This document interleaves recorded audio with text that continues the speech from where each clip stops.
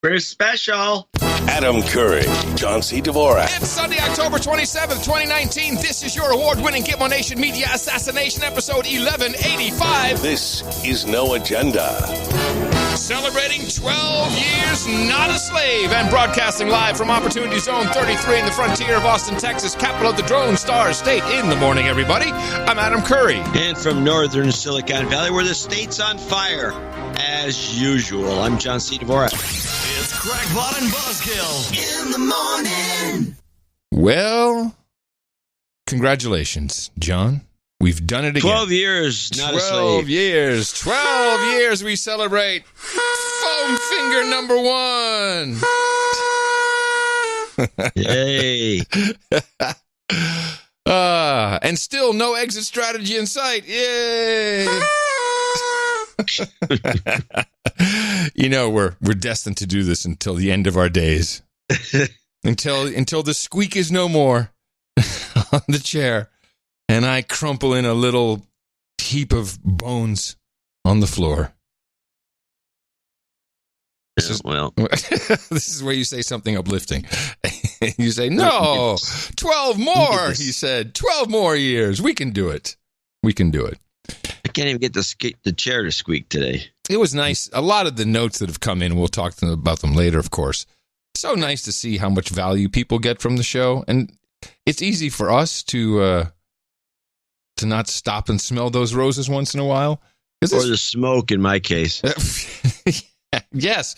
Hey, you know, I want to talk about the smoke in a minute because I've found out some interesting bits and bobs, I think, about what's going on in your neck of the woods. You do have power, though. Did it go off at all?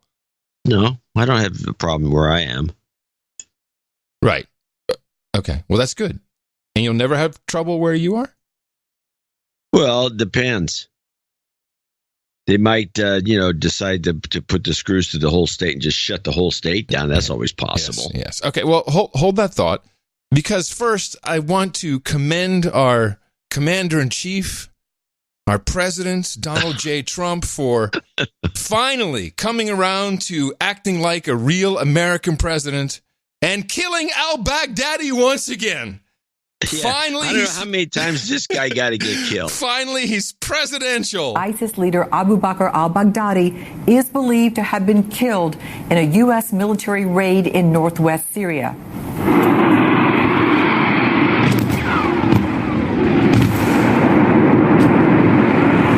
I love this part.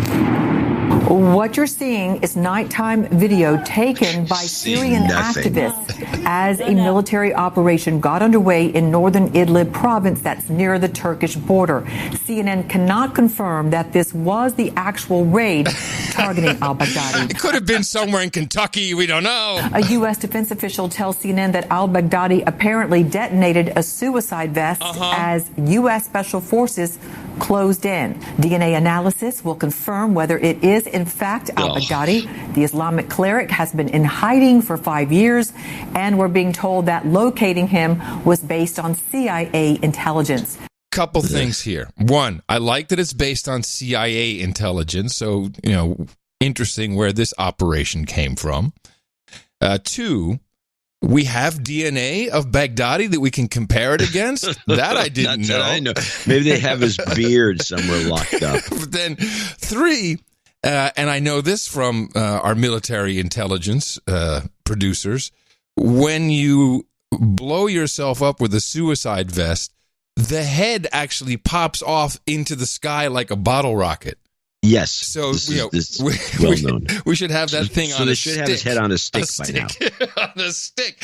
And of course, I could go back, I think, almost 10 years probably, and find some al-Baghdadi is dead clips. I got one. Well, yes. We have to back up and re-inform everybody that al-Baghdadi is a made-up name, meaning the guy from Baghdad. But they always show the same photo of the same dude. No, I don't think so. I've seen different photos of different al-Baghdadis. Okay. There's been at least 3 of them. Well, he's like the Dalai Lama. He just keeps being reincarnated, so there'll always be an al-Baghdadi. Baghdad, but I can't even say it anymore. It's ludicrous. And then you have Trump saying, according to CNN, you can't believe these reports, of course. Oh, he cried like a baby. Yeah, but now we had what's the guy doing walking around with a suicide? Oh no! Apparently Apparently he just sleeps. In case? He sleeps with it. Oh yeah. No, this. Oh sure he does. But that's comfortable. You know what's great is because I was just downstairs getting my coffee, and the keeper came back from her workout. She's like, "Hey, we got this al-Baghdadi guy." And, but I've only been with her for 5 years. She hasn't been listening to No Agenda prior to that. And I said, it's interesting. The No Agenda nation is tickled pink about this because we remember these things. And I think it even went a little bit further. I was Fox News was tweeting out. Tina was reading this to me. Like, he didn't even tell Nancy Pelosi he was afraid that, she might, loose lips might sink ships. And then we couldn't have got him. So he didn't tell Nancy. It's like, stop this bullshit. Here, let's take it back a few years. 10 armed trucks were destroyed in the attack. But in a statement, an official from US Central Command said, "We cannot confirm if IS leader Abu Bakr al-Baghdadi was among those present. This strike demonstrates the pressure we continue to place on the IS terrorist network and the group's increasingly limited freedom to maneuver, communicate and command." It's not the first time there's been speculation about the IS leader being killed or injured. A day after such rumours in July, the terror group uploaded this video, claiming to show al-Baghdadi preaching at a mosque in Mosul. The airstrike comes shortly after President Obama revealed plans to send an extra 1,500 US troops to Iraq, but their role will be non-combat, advising and assisting Iraqi government forces in their fight against the jihadists. That's how old this is. That's how old this bullcrap goes back. And it was before, I think, probably 2011 we have this guy being killed. And I think the idea is we went into Syria, we had to get ISIS guy, we had to fight ISIS something, I don't know, no boots on the ground, but we're there, advises, assists, and we need to go away now. We killed the guy, time to leave. I mean, come on. Very, very lame. Just lame. And if we follow the script, what we'll get next, just like the previous 2 times we followed this, ISIS will be in America, everybody. They're coming to get us. We are here, #America, near our hashtag target, soon. Oh, yeah. They're coming. Ow! ISIS. We will follow them to the gates of hell. ISIS. I feel good. See, that's how you know how old these things are, because this was all created the last time we killed him. And the jingle's at least a decade old. ISIS, ISIS, baby. ISIS, ISIS, baby. So next we have to get ISIS in America, and if we follow the script, then we'll have... When we have, we're going to have something bad happen. It's never gone past that part of the script. Well, no. The script is always called for ISIS then to be in America. After we're going to get ISIS in America. Right. Then we go back to killing Then we have homegrown terrorism. Don't forget that.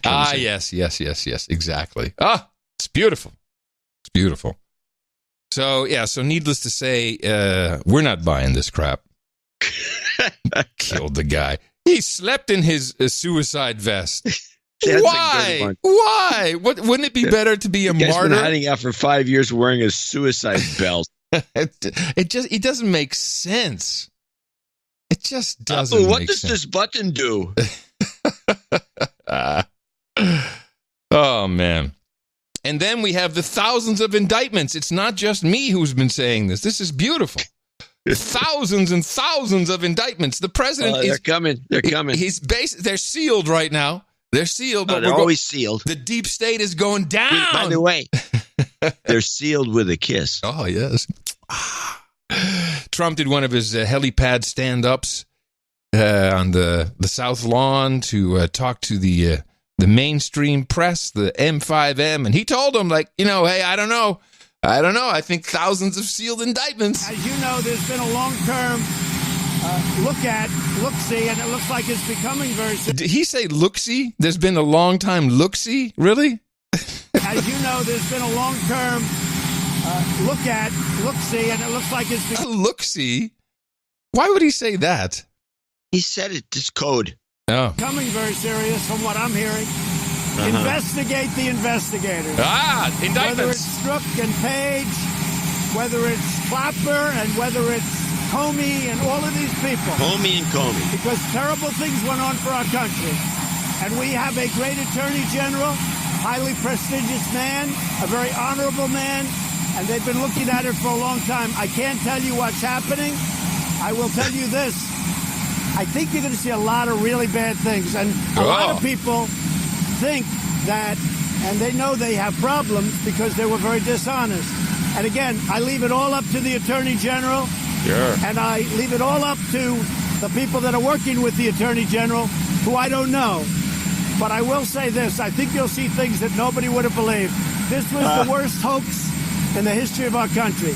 And a lot of people say that the phony deal on impeachment, where I have a perfect conversation. Perfect. With the president of Ukraine, and they're using that to impeach one of the most successful presidents. We're going to hit another stock market high. We have the best jobs report. We have the best unemployment numbers.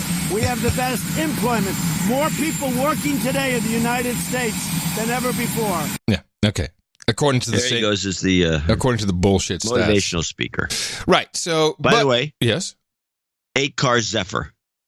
we're short. Yeah, Short bus today. So this is in regards to Attorney General Barr's probe turning criminal. Oh, yes. Now the sealed indictments are coming to light, and it's got people worried. Interesting. He named a number of people. Strzok, Page, Comey, Clapper. Who was missing from that lineup? The person who was missing was Brennan. Yeah, he wasn't missing from most of the lineups. He just just this one? Okay. I have two clips. Well, I was going to play a bit of Clapper, who was very surprised by this. You want to hear that first before we go? I definitely. I love hearing James Clapper. He's inspirational. So, former director of national intelligence who knows nothing. I mean, we continuously shit would happen in the world, and he'd be asked about it. Said, "Oh, what did that just? What was that one time that something really big happened, and he didn't know about somebody it? got assassinated or some horrible thing, and they asked him about it. He said, "What? What? So something happened?" A guy who also lied in Congress. Out of the loop. He is out of the loop. So we have Anderson Cooper talking to Jeffrey Toobin, who's a constitutional lawyer. We had got to bring Clapper in because all of a sudden the probe has gone criminal. Director Clapper, as the man who, was there and oversaw the launch of the Russia investigation, what do you make of this? Well, actually, I'm very curious. It's presumably, I guess I'm one of those under investigation. Yeah. And you just heard about this? Yes, I just read the Par clip. For the course. Yeah, no, it's better than that. You just heard about it. Yes, listen to what he says. And you just heard about this. Yes, I just read the clip. I just read the clip. What the hell? Or does he mean news clipping? Is he that old that when he says clip, he means news clipping? Nobody's that old. Yes, I just read the clip about 20 minutes ago. I found the timing interesting. Oh, yes. It's a distraction. Given the increasing heat around the impeachment inquiry. Mm-hmm. And so the timing's interesting. I'll just let it go at that. Okay, just leave it go because it's a distraction. And the other thing I wonder about is whether we're talking about the overall investigation of the Russian reporting on the Russian interference, or are we talking about the counterintelligence investigation? What do you think? I'm really confused. Is it about what is this criminal investigation about? That was launched in July by the FBI about potential engagement and collusion, whatever you want to call it, between the Russians and the Trump campaign. So, do you think? What do you think curious about what is the alleged criminal activity that prompted this? Do you have any idea, what they might think may rise to the level of a criminal offense? No, I don't. That's obviously an item of great interest to me. What is it that any of us did that would rise the level of a criminal infraction? And I just don't know. I'm flabbergasted. Going to the FISA court illegally, might that be one of them? No, luckily, Jeffrey Toobin was on hand to explain the conspiracy theory. I can tell you what the theory has been is that there is this Misfood character who is who works in a university in Italy, and the theory has been that somehow the deep state, people in the CIA, planted with him the idea that... Interesting to note that he thinks the deep state is people in the CIA. Okay. CIA. I think that was an interesting little giveaway. Yeah. Planted with him the idea that the Russians were helping Trump. Misfood told it to various campaign officials, George Papadopoulos among others. It got back to the FBI, and that's what launched the investigation. So the claim is that he nailed it. It's exactly right. The deep state started this investigation. There's no evidence, as far as I'm aware, to support that hypothesis. It is at this point just a right-wing fantasy, but that I think is the core allegation. Mifsud, I believe. No, nuts. And if I might add to what Jeffrey just said, I just make the point that that had absolutely nothing to do with the intelligence community assessment that was done in January of 2017 and briefed to. That's his defense. That had nothing to do with the assessment. He makes it. Toobin says there's no proof of this, and meanwhile, Clapper's kind of saying it's true, but it had nothing to do with it. What's wrong with these people? President-elect Trump and his team in Trump Tower on January 6th.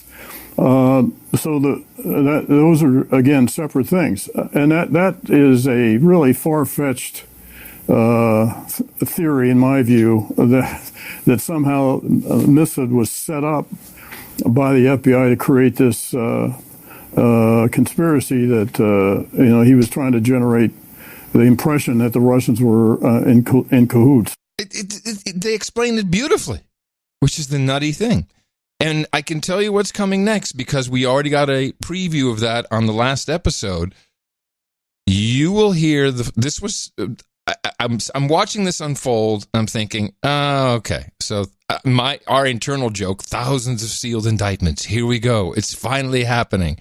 But to people like Chunk Ugar at the Fine Young Cannibal Turks, this is how he sees it, and his prognostication is coming true.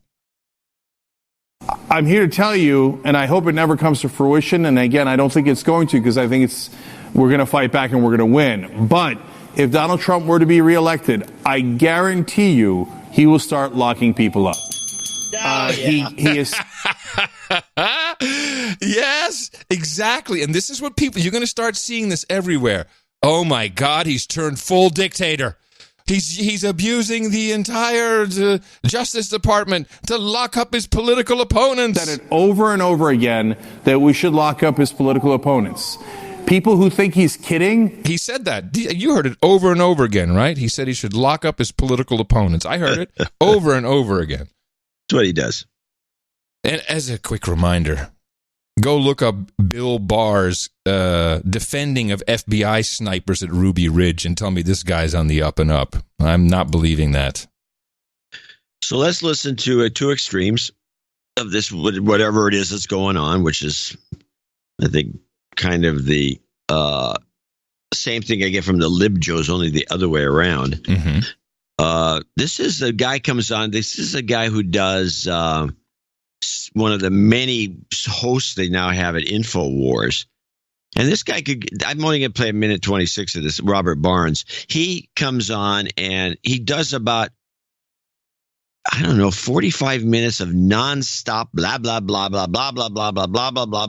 And it's all about the indictments and all the rest of it.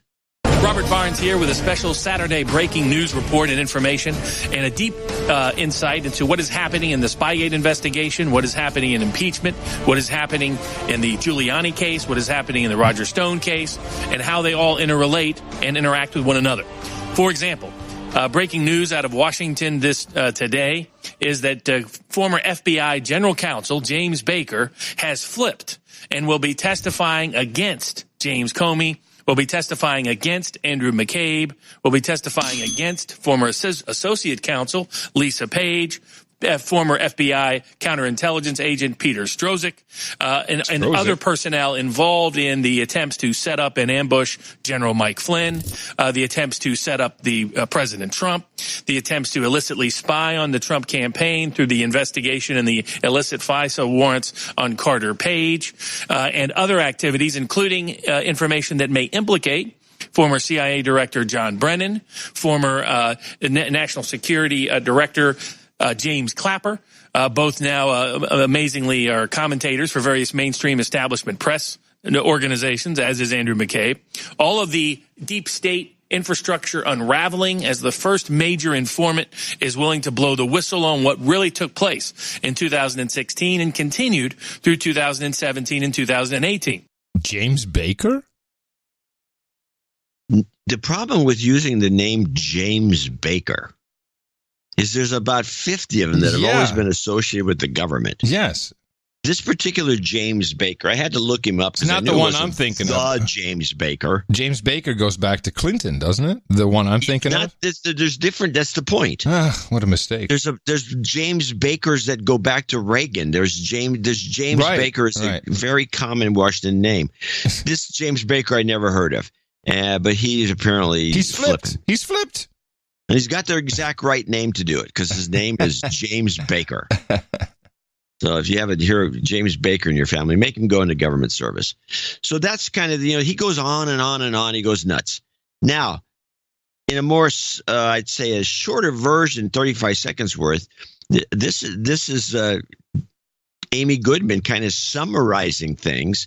And this is the clip, how the left sees the Barr investigation. Very simple. Justice Department's opened a criminal investigation into the origins of the Russia investigation and the latest move by the White House to discredit the work of Special Counsel Robert Mueller.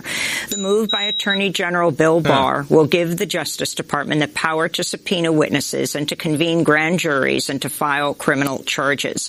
Congressmember Gerald Nadler, who chairs the House Judiciary Committee, tweeted in response, "These reports, if true, raise profound new concerns that the Department of Justice under AG Barr has lost its independence and become a vehicle for President Trump's political revenge," he said. Revenge! He's not the attorney of the United States. He's the attorney of the president. Well, you know what? He needs one. Because that Giuliani character is not doing a great job. I think Giuliani's doing fine. No. If you see Giuliani and Laura Ingraham, he's doing fine. No, wait. Did you not hear the butt dial call? We talked about in the last show the butt dial call. I didn't remember that. Yeah, it was dumb. Yeah, but I don't think we talked about it, but okay. I believe we did. I believe we didn't. Well, it was like he apparently sat on his phone and then they could hear. I don't know about you, but I've heard many butt dial calls that have come in. Yes. And I've never been able to decipher one single one. That was going to be my point, is that people put such great importance on this. And I've listened to it. I have the clip, but it doesn't make any difference because you can't hear anything. And it's a butt dial call. And I sat there for 2 minutes and I realized how often I've done this.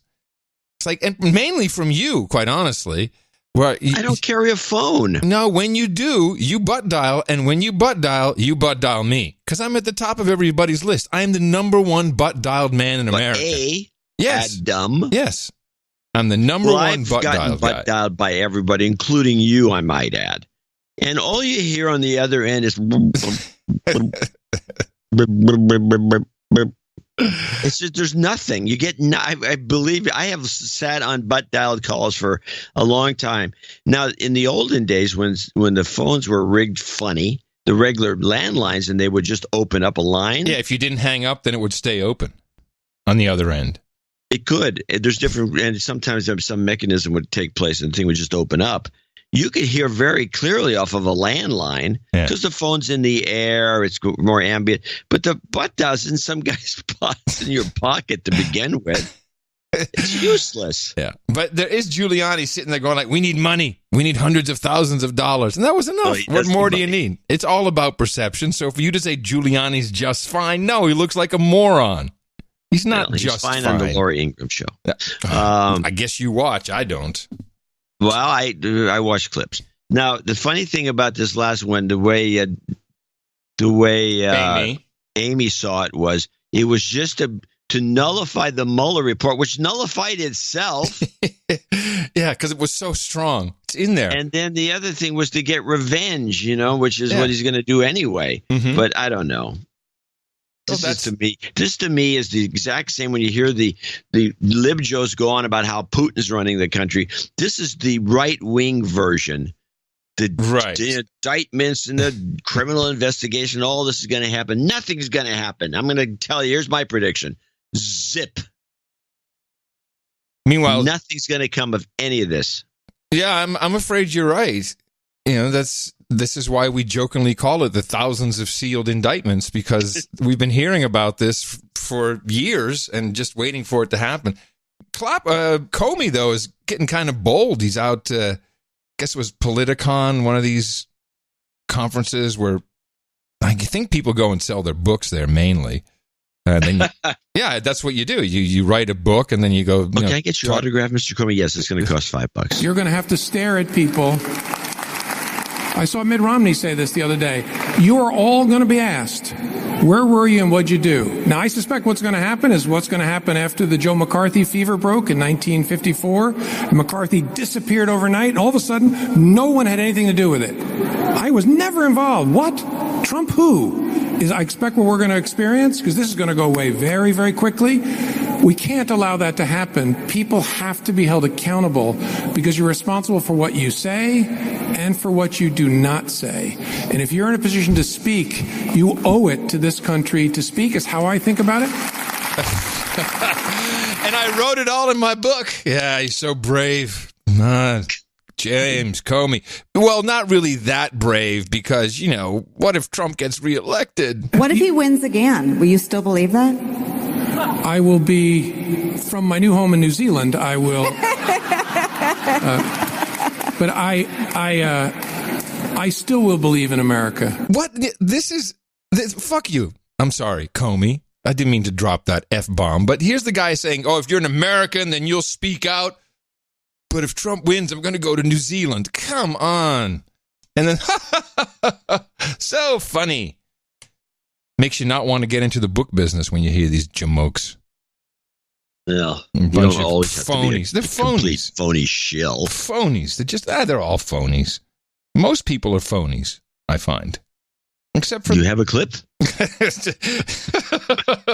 I have nothing but clips about that. Nah, I do have something else. I think I'm figuring out what's going on with these fires. And maybe not necessarily, not what starts them, or no grand conspiracy. This is just something that was staring us in the face. I just hadn't caught it yet. One of our producers sent me a clip of something. I started looking at and like, wait a minute, I got to dive into this. So first, let's start with, is there any update on what's happening with these fires and subsequent shutdowns? Are any of the fires blamed on Pacific Gas and Electric for their wires sparking stuff, or were they safe with these public safety power shutdowns, the PSPS?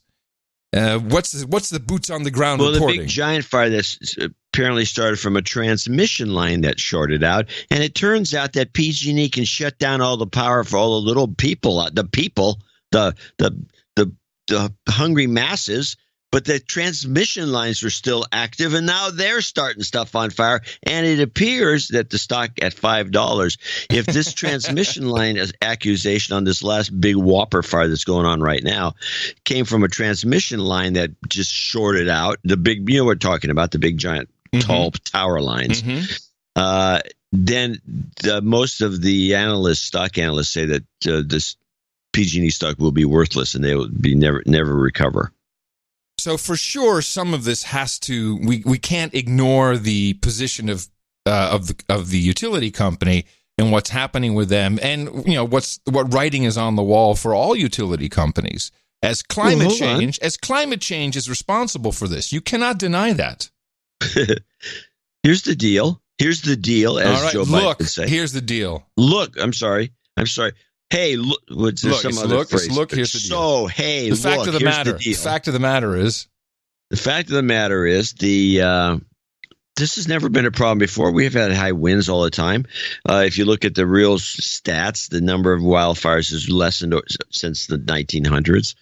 And PG&E is just incompetent. Their equipment's old. It's shorting out every which way, and the trees aren't trimmed back. They don't do any more controlled burns in California like they used to when I was a kid. And I haven't heard about a controlled burn for the last decade. And controlled burns are needed in a place like California, which is a tinderbox. And so this is just a mismanagement. And then there's some screwball stuff about a few of these fires, like this winery that just burnt down. There were guys out there, the winery, the Stonehill wine. Insurance scam. Well, I don't know whether it's an insurance scam or not, but I'll tell you this much. It's supposedly started by embers. Oh, yeah, an ember. There's no fire around this winery except the winery's burnt to the ground. Oh, an ember blew 2 miles. Apparently the ember blew, which is possible. But they show this winery, and they clearly show, look, and there's a winery's burnt to the ground except for the stone front. And they says, then there's all the collapsed corrugated steel. The roof was corrugated steel. So how does an ember land on a roof that's made out of corrugated steel and torch the place? Oh, please. Hello? You know it's directed energy weapons. That's an easy one.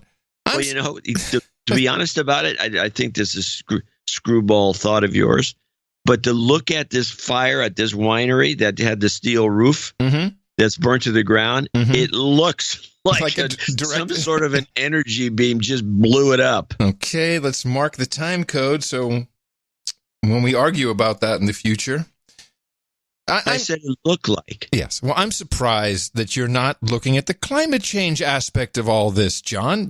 First of all, can we agree that based on the news, wouldn't you agree with me? Wouldn't you join with me in saying that the mainstream news clearly pegs this issue mainly on climate change? No. No, please. I think the mainstream, maybe the national media, but locally they're not nationally. Nationally, I mean, the wildfires in California have been pegged on climate change for the past 10 years. Well, the past few years for sure. Few years for sure. What is the problem with climate change? We're not getting any traction. It's good to weaponize the children with Greta. That's a nice touch. So let's burn down California. Well, we need to get some economics going. How long have we been waiting for this climate change bullcrap to pay off? Al Gore's not getting any younger. The Kleiner Perkins clean tech investors not getting any younger. That investment has sat there for 15 to 20 years. Yeah, it's never paid out. And this is where I stumbled upon something new that is all over this wildfire news. And it turns out the true scam they're going with now in the climate change gambit centers around California and, interestingly, Austin, Texas. And the scam is called... Embers travel that far? Get your mind away from the fires. That's just a reason to show people that we need something else. If someone said, hey, we could really solve this problem with these fires and everything if we did something else, that sounds completely logical. Is exactly what it's this. Why haven't we done this before? And it's called the microgrid. Hi, I'm Craig Lewis, founder and executive director of the Clean Coalition.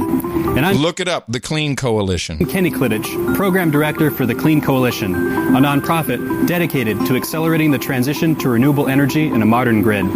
We'd like to tell you about the Community Microgrid Initiative, our revolutionary approach to changing the way that the electric grid is designed and operated, encompassing significant levels of clean local energy.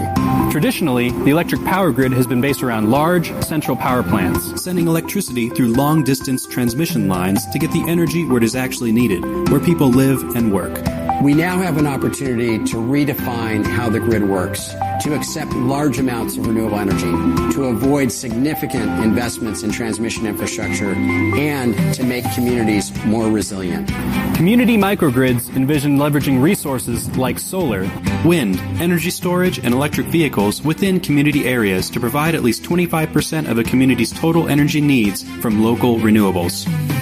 They can also provide backup power for an entire community during short outages and indefinite backup power for critical facilities like fire stations, hospitals, and water treatment plants.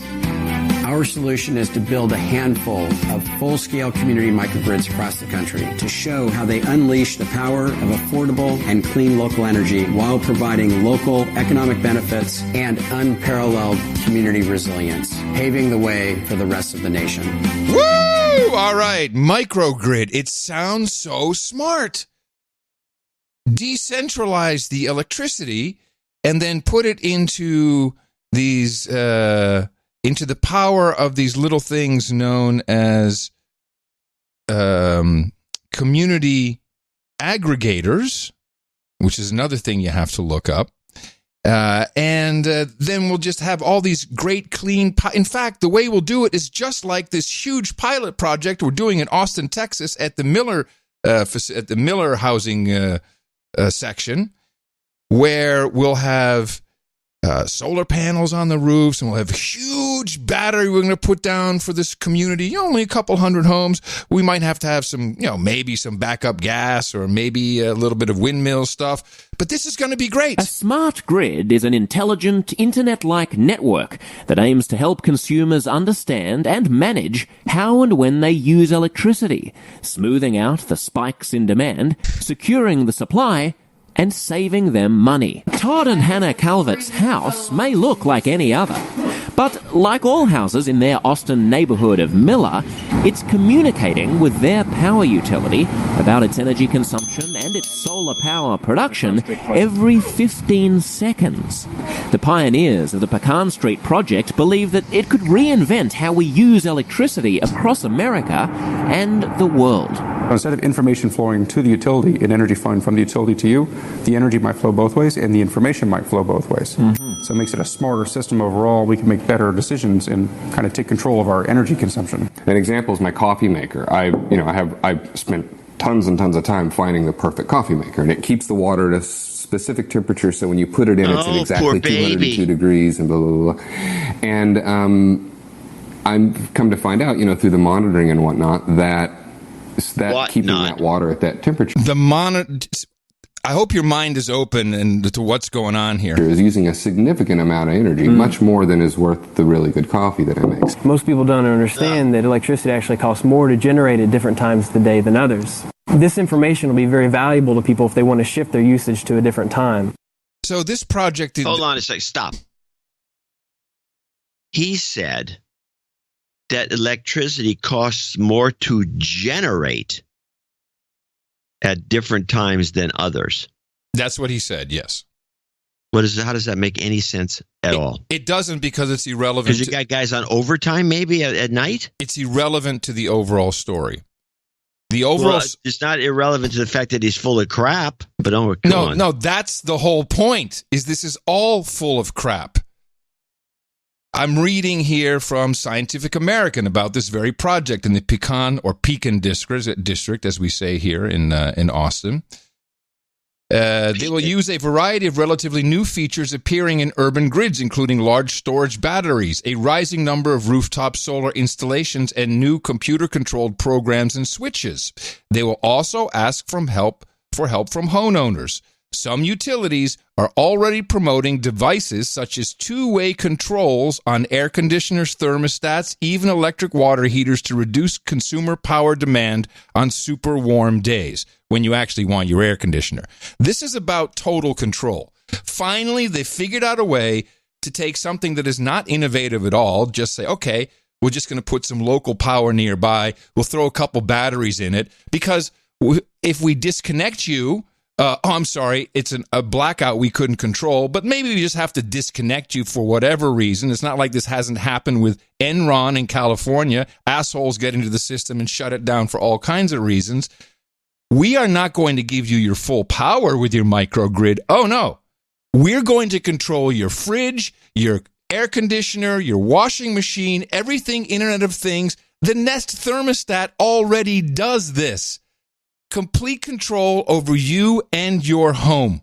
And all the power utilities are getting into it. Are you seeing some utilities move faster than others to adopt microgrid? Oh, I would say within the last 3 years. So if you used to go to a microgrid conference, there would never be a utility panel. And so now there often is. Yeah. And there are early adopters. I think in California, some of the California utilities are actually partnering with the CCAs, Community Choice Aggregators, to start. There's one up in Humboldt County for an airport. There's one in Southern California. So a CCA, a Community Choice Aggregator, is where a neighborhood gets together and says, well, we're going to buy our own energy, which which already was set up apparently and fits beautifully into this microgrid concept. And so they're going to be in control. They're not a private entity. They're either partially owned or wholly owned by the state or by the city. I believe in Lancaster, and there's a few other projects. But there are utility ComEd in the Chicago area has got a microgrid they're deploying. In Texas, Encore has deployed a microgrid. In Vermont, Green Mountain Power. So you are seeing... So what you're seeing is a transformation of the energy companies, the utilities going from a single grid to this new expansion, which they're going to own all of it. Make no mistake, they'll own it, they'll control it. So we get down to the local level where we can screw you even more and force you to have your smart meters on everything, because we're going to have to control what you do and when you do it and how much you do it. And when you know that guys like Bloom Energy are in on it, you know the scam is real. So, with the PG&E and the California fires, PG&E is going to be filing for bankruptcy. There is a loss of confidence in the whole grid. What do you think the fallout from that is going to be, and how will it affect clean energy? So, more and more companies are going to rely on microgrids. The way for you to think about a microgrid is, should there be something wrong with the macrogrid, which is the utility, you can isolate yourself and have this building have the electricity and all its needs taken care of using a microgrid. And those will be Bloom-like systems along with other energy sources integrated. Oh, yeah. Storage, solar, whatever you have into a microgrid. In the last 3 years, we have had more than 50 installations of microgrids for our corporate and industrial customers. So those guys are in, so you know the scam is on. And it would be easy to say this is not such a bad idea. If we could add nuclear, yeah, right, dream on. But it's going to be used as the fix for climate change, and I will do that in a series of very short clips taken from the Microgrid Knowledge Conference 2019. And this is all that they were talking about. I find microgrids to be particularly interesting because they are meeting a number of challenges that we have right now on the reliability of our grid, on our ability to integrate more renewable resources, and our ability to, in general, just combat climate change by helping to transition our overall grid from where we are today to where we need to be. Transition. We need to transition our grid to where we need to be. It's a great conference, but more importantly, microgrids themselves have a major role to play in fighting climate change and creating community resilience and economic resilience for folks all over the globe. Oh, yes, resilience, the big word of the conference. We need resilience. The conference is really an opportunity for people to push the agenda forward and help communities prosper in the difficult years ahead. That's right, difficult years ahead, but really, let's push the agenda. The conference is really an opportunity for people to push the agenda forward. I did that one twice. Here we go. Microgrids are a key solution to climate change adaptation. They are already a proven way to solve building a resilient energy infrastructure. Yes, it's all about the transition, climate change adaptation. It's the way to go. It's the wave of the future. And the microgrid is really the center of everything that's happening in our energy transition, in my view. Now, I could go on. So where's the money? On. Well, I think the money is still with the utilities, since I, of course, thought about this. Like, well, who's doing it? And it's nothing special. It's just that the utilities are going to have control in a much more economic fashion for them So they can say, well, we just got to go to the grid. And if something, for whatever reason, just turn it off. Well, they'll be good for 45 minutes with that big battery you put there. But turn everything off, slaves. It's control.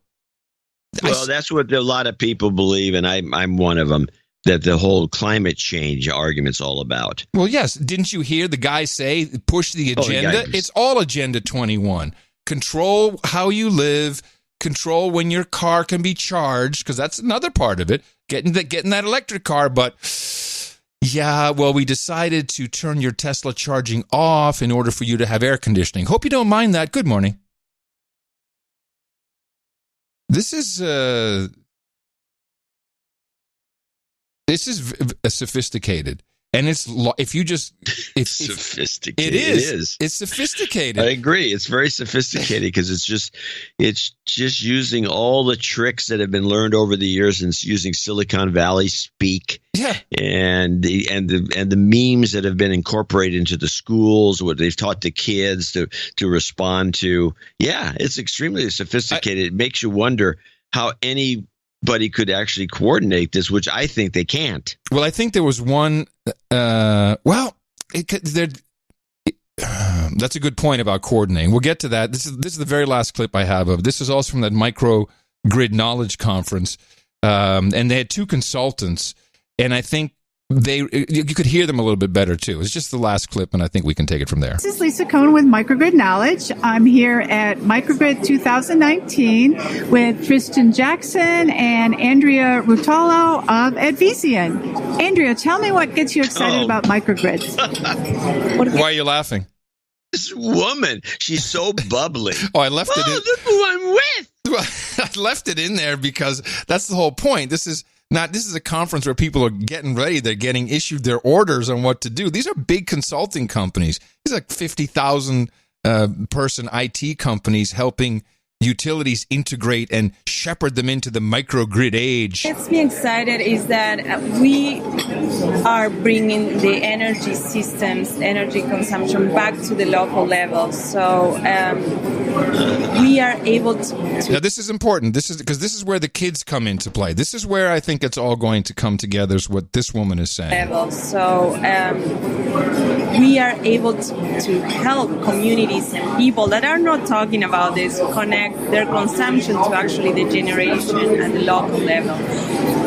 With centralized power systems, I think people have disconnected how their daily decisions can impact the world. So it's incredible that we are able to reduce emissions, increase efficiency, but also get people more aware of their impact in the world. This goes back to the guy with his coffee. So he has been taught now, shamed actually, you keeping your coffee water at a perfect 202 degrees ready for your perfect cup of coffee is hurting the world, man. You have no idea what your consumption is doing. And this is the message that is being sent to us is, you don't know the consequences of how you just waste energy. So when we bring that microgrid closer and we say you can't use your air conditioning, you'll know what a bad person you were for even ever thinking of doing that. That's what this is. Think of the consequences. When it's centralized and it's a big power grid, we don't think about our actions, what consequences they have for the poor, starving children of Africa. Absolutely. Tristan, what about you? What gets you excited? I fully agree with Andrea's point about connecting the understanding of end use to where things come from, and raising that awareness is a very neat aspect of distributed energy systems. It's so neat. To me, the thing that I find most exciting is the ability to adapt to new conditions and to improve power quality, resilience, reliability, and safety with systems that also can be more efficient and reduce emissions and also bring down costs. So there's many good outcomes from a single sort of basket of technologies. Basket of technologies. Well, I'm glad that at least they dropped the word which I would expect them to use, and you'll never hear it, robust. Well, right now they're using resilience. Yeah. Yeah. Well, this brings to mind something. It's possible that when we discussed the Enron scam, that was an early attempt at what we're seeing now. Sure. The idea that, we have to have rolling blackouts because the state is using too much power. We don't have enough power. We have to have rolling blackouts. And for the next 10 years, which, by the way, they told us that locally now, the next 10 years we're going to have blackouts because of these winds. We never had them before, but now we're going to have it for the next 10 years. So, but it was for the unforeseeable future, just during the Enron era. We have to have blackouts and brownouts because the state cannot sustain the power requirements, which is obvious bull crap. Because once these guys got run out of the state was doing just fine again. And then they said, "Oh God, what are we going to do now?" It's possible that Enron was part of this whole scheme to begin with, and since they blew it up, they screwed it up because they were making too much money on the side, or who knows what. It's too early. Which, by the way, why are these microgrid guys all nonprofits? Well, I'll tell you why. Here's the Clean Coalition, which is based in California. This is the first clip I played when they explained what is a microgrid. They are a industry group, nonprofit. I'll read the quote. The Clean Coalition has an impressive ability to identify the most effective clean energy policies and advocate for their widespread adoption. America's economic future and its national security depend on transitioning to clean, resilient, distributed energy, and I am honored to be an advisor to the Clean Coalition. James Woolsey, former director of the CIA. This is the kind of people who are involved in this. On the board, of course, so he doesn't really have to do much. Wasn't Woolsey also the one that was with Elizabeth Holmes at Theranos? Yeah, I think he was. Why, I think you're right. See if you know any of these names. Josh Becker from Lex Machina. I'm sure we could look them all up. They're all in the Council on Foreign Relations, and we can figure out what they're all about. All of these guys. It's all the same stuff. But it's interesting now that you mentioned it, because the thing that brought down Enron was the greed, because they were making money hand over fist, gouging people and doing this bull crap in California with the rolling blackouts. And that got the attention of the world, and they got rousted and fined and jailed in some instances, I believe. But now that was a mistake. It was a blunder. Well, it's all kind of coming together now. Maybe if you look at the Enron as, okay, we know we can get people, of course they were dumb, they got recorded, and it's like people heard what they were really doing. And they didn't share the money. That's probably a bigger problem. They were making out like bandits, and people looking in, going, "Hey, man, where's my piece of the pie?" Right, which is typically a company that doesn't have the Silicon Valley is the place that spreads the wealth around as much as possible to keep everybody happy. But for years we were talking about smart meters, and smart meters, you don't want this. You don't want the government knowing what you're consuming, in particular because the smart meters are two-way, and that they could shut them off or they could limit you. So that's where it started. Now for years we've been hearing, we need to smart grid. We need a smart grid. Rebuild the infrastructure for a smart grid. Our mission, says the Clean Coalition, the Clean Coalition is a nonprofit organization whose mission is to accelerate the transition to renewable, resilient energy and a modern grid through technical policy and project development expertise. It's happening. It's on. They're finally bringing it together. And it's being done under the guise of microgrid. Because really, what is bullshit? They'll just put another transformer station near you, and then they'll charge you extra to pump in so-called green energy. It's going to cost more, and you will be able to use less because, you have no idea what the impact is of your usage. Yeah, especially to keep that coffee pot warm. And I was amazed at how much information has just spiked onto the scene in the past year about microgrids. And just go look at, you don't even have to put the word microgrid in the search. Just look for PG&E. It pops up everywhere. Microgrid. Got to go to microgrid. Yes, microgrid is the way to go. Good catch. It's fascinating because on one hand, it sounds so logical. It does. But I got to go take a look at this Austin project. Hopefully I can find someone here who can, get me a tour without exposing me as the skeptical shill that I am, to go take a look, because should be no problem. These guys they're always overconfident. They're all jitty about it. Yeah. But you will have no trouble getting the tour. Ooh, I'm very interested in this. This sounds great. Now, of course, if we have the smart grid topology and we have these little micro grids, it would be great to drop in a backyard nuke, and then we wouldn't have to have all of the limitations, because it would just run forever and it would just be great. Not happening. This is population control. Thank you. It's Agenda 21. It's all. They say it. We got to move the agenda. You got an area rioting. Kill their power one at a time. Boom, done, easy. Yep. Yeah, but you got one computer console someplace, and you have to switch off. And what's interesting, although I didn't make a compilage, and if everyone's on electric cars, they can't even drive out of the area. But they're going to determine whether your car can be charged or not.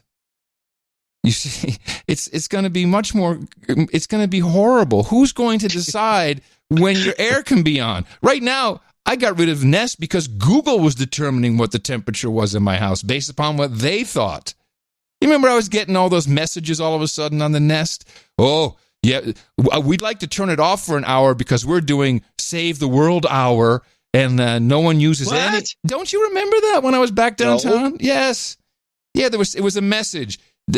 Save the World Hour today between whatever time, whatever. We'll turn it all off, and collectively we'll save so much human life, whatever. More poor people in Africa will live because of this, or you can opt out. Yeah, this is the and that is a the opt out. You're willful. On a list. Yes, that it's a little early, but for an OTG segment. But I'll just tell you, yes, people who opted out of using of making their video available to the police from their Ring doorbell. Subsequently, Ring gave the police stats about users who opted out. How disgusting is this? Great. We're watching the police state unfold. Yes, in real time. Yeah. Exactly. I mean, and all this stuff will start to talk together. Donate more to the No Agenda show. We'll all go down together. Well, I have a feeling that the microgrid in Austin may not be providing enough power to Opportunity Zone 33 on Thursdays and Sundays. Oh, we're sorry. You've got that podcast. No. We got to lower your power. We got to downgrade you. You're going to be browned out for a bit here. You're only going to allow your fridge and your air conditioner. No, you know what? Go outside. No air conditioner for you. Yeah. Wow. So everybody, I want you to be on the lookout for microgrid resilience and transitioning. Yeah, you'll see it. You're starting to see it now. Yeah, and I'm sure Atomic Rod Adams will chime in, because it would be perfect if at least if they can put these stupid grids in place, and then we can add our backyard nukes. I have some hope, but no, not really. It's the two-way control. That's the thing that is. It's the educational aspect, so people can understand how much you don't know the consequences of your coffee. Don't understand what it's doing. You're so rude. Just leaving your coffee at 202 degrees the water so that you can have the perfect cup of coffee. But in Africa, they have nothing. That's it, man. That's it. I'm totally digging what's going on here. Now, I would also, as you started off, I would love for people to think about where's the money. Let's get an exit. Let's invest in the right thing. Let's get out of this gig. Yeah. And maybe there was a code in here. New Zealand? Well, that was Comey. Yeah, but these things are bigger than us. No, I mean, New Zealand has been the place for the elites to escape to for years. They've been buying up all the property there. Yeah. Yeah, good luck. Mm-hmm. They'll just nationalize all that property. New Zealand's a socialist state. I hope people realize that when they think of going there. Yeah, but you I know one guy who moved there years ago, a very famous guy, and he got sick of it. He moved back. Well, with that, I would like to thank you for your courage for the past 12 years and say in the morning to you, the man who put the C in clean coalition twice, John C. Dvorak. In the morning to you, Mr. Adam Curry. Also in the morning to all ships at sea, boots on the ground, feet in the air, subs in the water, and all the dames and knights out there. In the morning to the trolls. Many of them have been here for 12. Well, not quite. I don't think the troll room was the chat room before. We had it pretty early, but I don't think 12 years. In the morning to you trolls there at noagendastream.com. I see you. I see you all hanging out and feeling good. Oh, nice-sized amygdalas. Very, very good. That's noagendastream.com where you can listen to our show, but many, many other shows. You know, now that somehow someone started doing these station IDs, and then now they're all over the stream, at your behest, I might add. And so I didn't want it to turn into a nightmare. You are colluding with the No Agenda Show, the best podcast in the universe. Estás escuchando el programa No Agenda, el mejor podcast del universo. It's the international version of the station. Nice, I like that one. And my favorite was from Brent, who said, I hired a guy to do a station ID for you. He sounds just like Arnold Schwarzenegger. Listen to the No Agenda Show if you want to live. You're listening to the No Agenda Show, you idiot. I don't know if he sounds exactly like Schwartz. He sounds like a guy with adenoids. I think you should get your money back. Yeah, I'd say. It doesn't work unless you read the note. That's Arnold Schwarzenegger? No. But it's appreciated. And that's the lengths that people go to support this show and make it that much better, clearly. But we like to thank our executive producers, associate executive producers, and really all producers who have supported us for the past 12 years. I mean, there's people who have supported us with $5 a month and for all this time. In fact, I have one. We're going to be a little long today because we do have a lot of long notes. This was from Brian. Adam, I want you to know the reason I started giving $5 a month was because years ago on the show, you said that if everybody who listened gave $5 a month, that would be enough for the show to go on indefinitely. Everybody. Of course, we only have about 1.5% who listen, who donate. The value I've gotten from the show is immeasurable. But really, $5 a month, that's something that even I, a meager man currently living the new American dream of just getting by, can do. Thanks so much for the view of the world, changing information, hilarious entertainment the two of you have given me consistently all these years. The show is one of my favorite things in the world. Happy 12th anniversary. See, that's what I'm talking about. You know, it's funny you brought up the old meme, just getting by, which we extracted from an Obama discussion of the American dream, which apparently was back in the day. I have it here. The Obama days of just getting by was the American dream. Do we still have that clip? I do. In the end, the folks I hear from in letters or meet when I travel across the country, they aren't asking for much. They're just looking for a job that covers their bills. They're looking for a little financial security. They want to know that if they work hard and live within their means, everything will be all right. They'll be able to get ahead and give their kids a better life.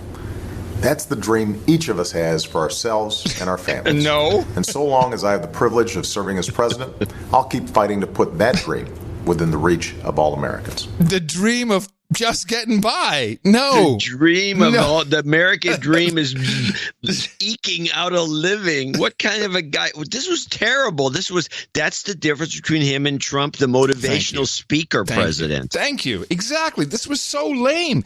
As an American, it's depressing to hear that. Yeah, our dream is not just get by and be able to put food on the table and send my kids to some overpriced nanny spot. No, the American dream is to be the guy in the Rolls Royce. One day I'll be that guy, or whatever it is. One day I'll be the president, or one day I'll be the teacher or the fireman. That particular clip, which is brought up by our $5 guy, is disgusting. It's disgusting in every way. Yeah. All right, let's thank a few people who helped us out on this show, at least on the executive and associate executive producer level. Mm-hmm. This show being number what? 1185. 1,185 episodes. Sir Pants is at the top of the list. I'm surprised we didn't get more big donors, but we didn't. Sir Pants, though. Maybe they were in a depression. I don't know. Well, Sir Pants came in from Wauwatosa, Wisconsin, with 1,000. What have I got on the screen here? Oh, never mind. $1,026.07. What is up with the number? With the numbers, because he doesn't really explain it. And all he says, he's got a short note, which we like. Yeah. Keep rocking, keep hitting them in the mouth. Let's give some karma to all those who are in need. From Sir Pants. Sir Pants. You've got karma. Next on the list is some Mark Jasper in Alhambra, California, $500. Off to hospital tomorrow. Well, at least he's off to the hospital tomorrow, to be correct. But he has to go to university first. He's going to go to university, then hospital, then house. Sir Omega Project reaches knighthood with this and $500 on 9/23/19. Okay, well, you're on the list apparently. Yeah, for sure. Baron Walkman of Buckeye, 432.10.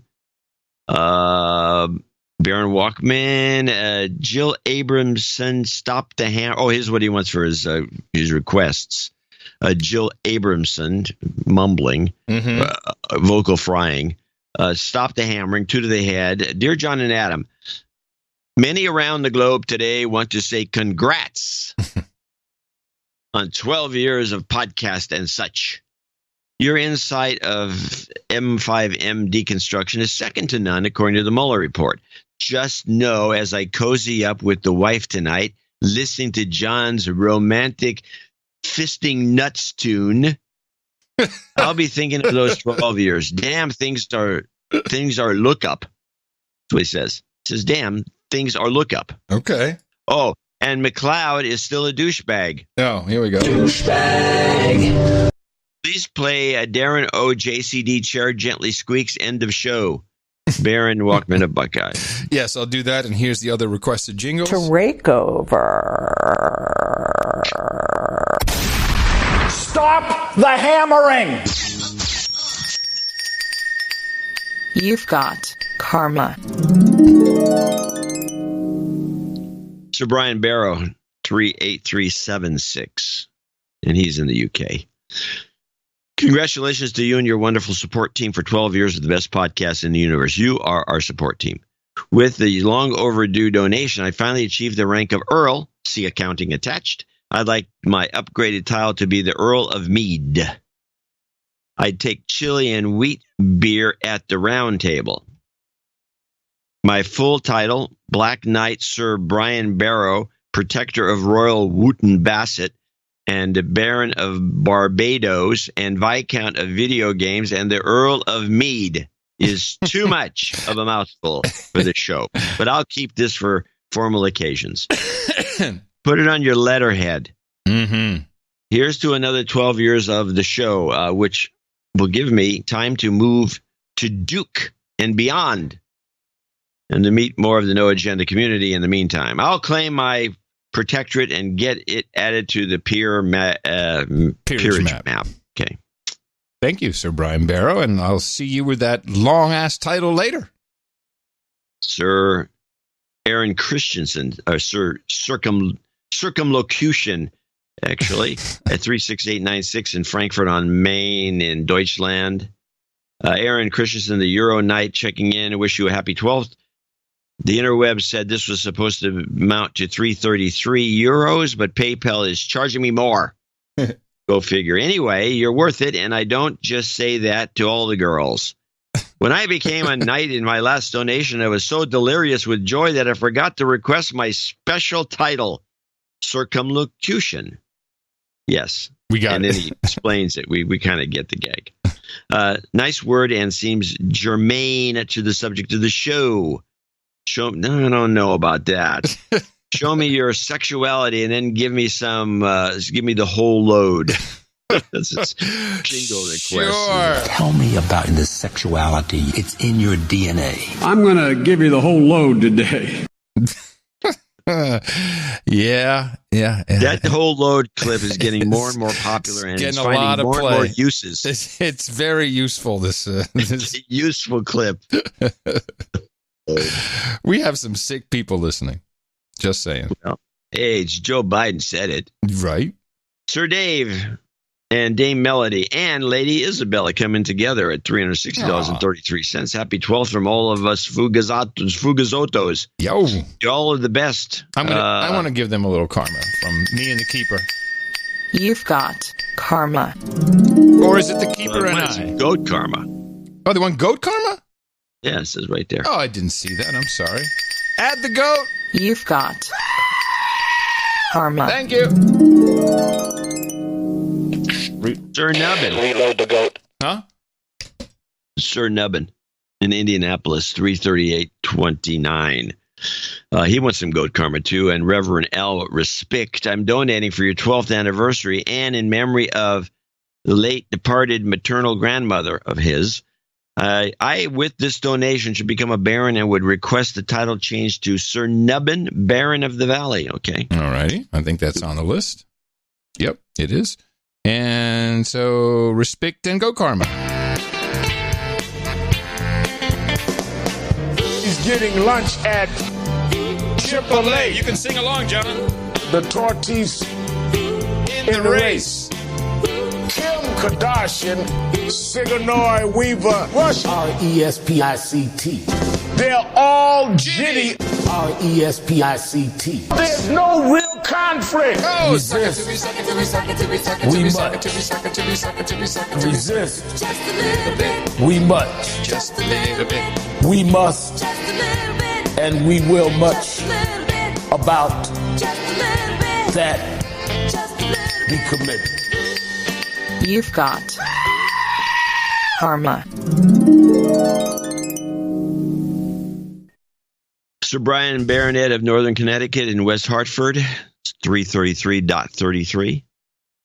Happy 12th to the best podcast in the universe. I'm late in listening to Thursday's episode, but was gassed by the shutout shade thrown at the No Agenda forums and the Gitmo Nation Roundtable podcast. Did we throw shade? Seriously? He was gassed by it. You're right, and you're wrong about our attitudes. Wait. You are right, and you are wrong? What? Is one of our boys, Sir Baron of Northern Connecticut, was involved in this loopy operation over there. The group of I'll get grief for that. Yeah. The group of devotees and lovers haters had all sorts of reasons for complaining and flaming on the forums. Of course, this is like years and years and years ago, and they're still touchy. I was still in Los Angeles, man. That's how long ago. So this is nine years ago. Touchy. Of course, No Agenda is such a tight-knit community, and so much so in 2009. So much more so in 2009, really? I don't think so.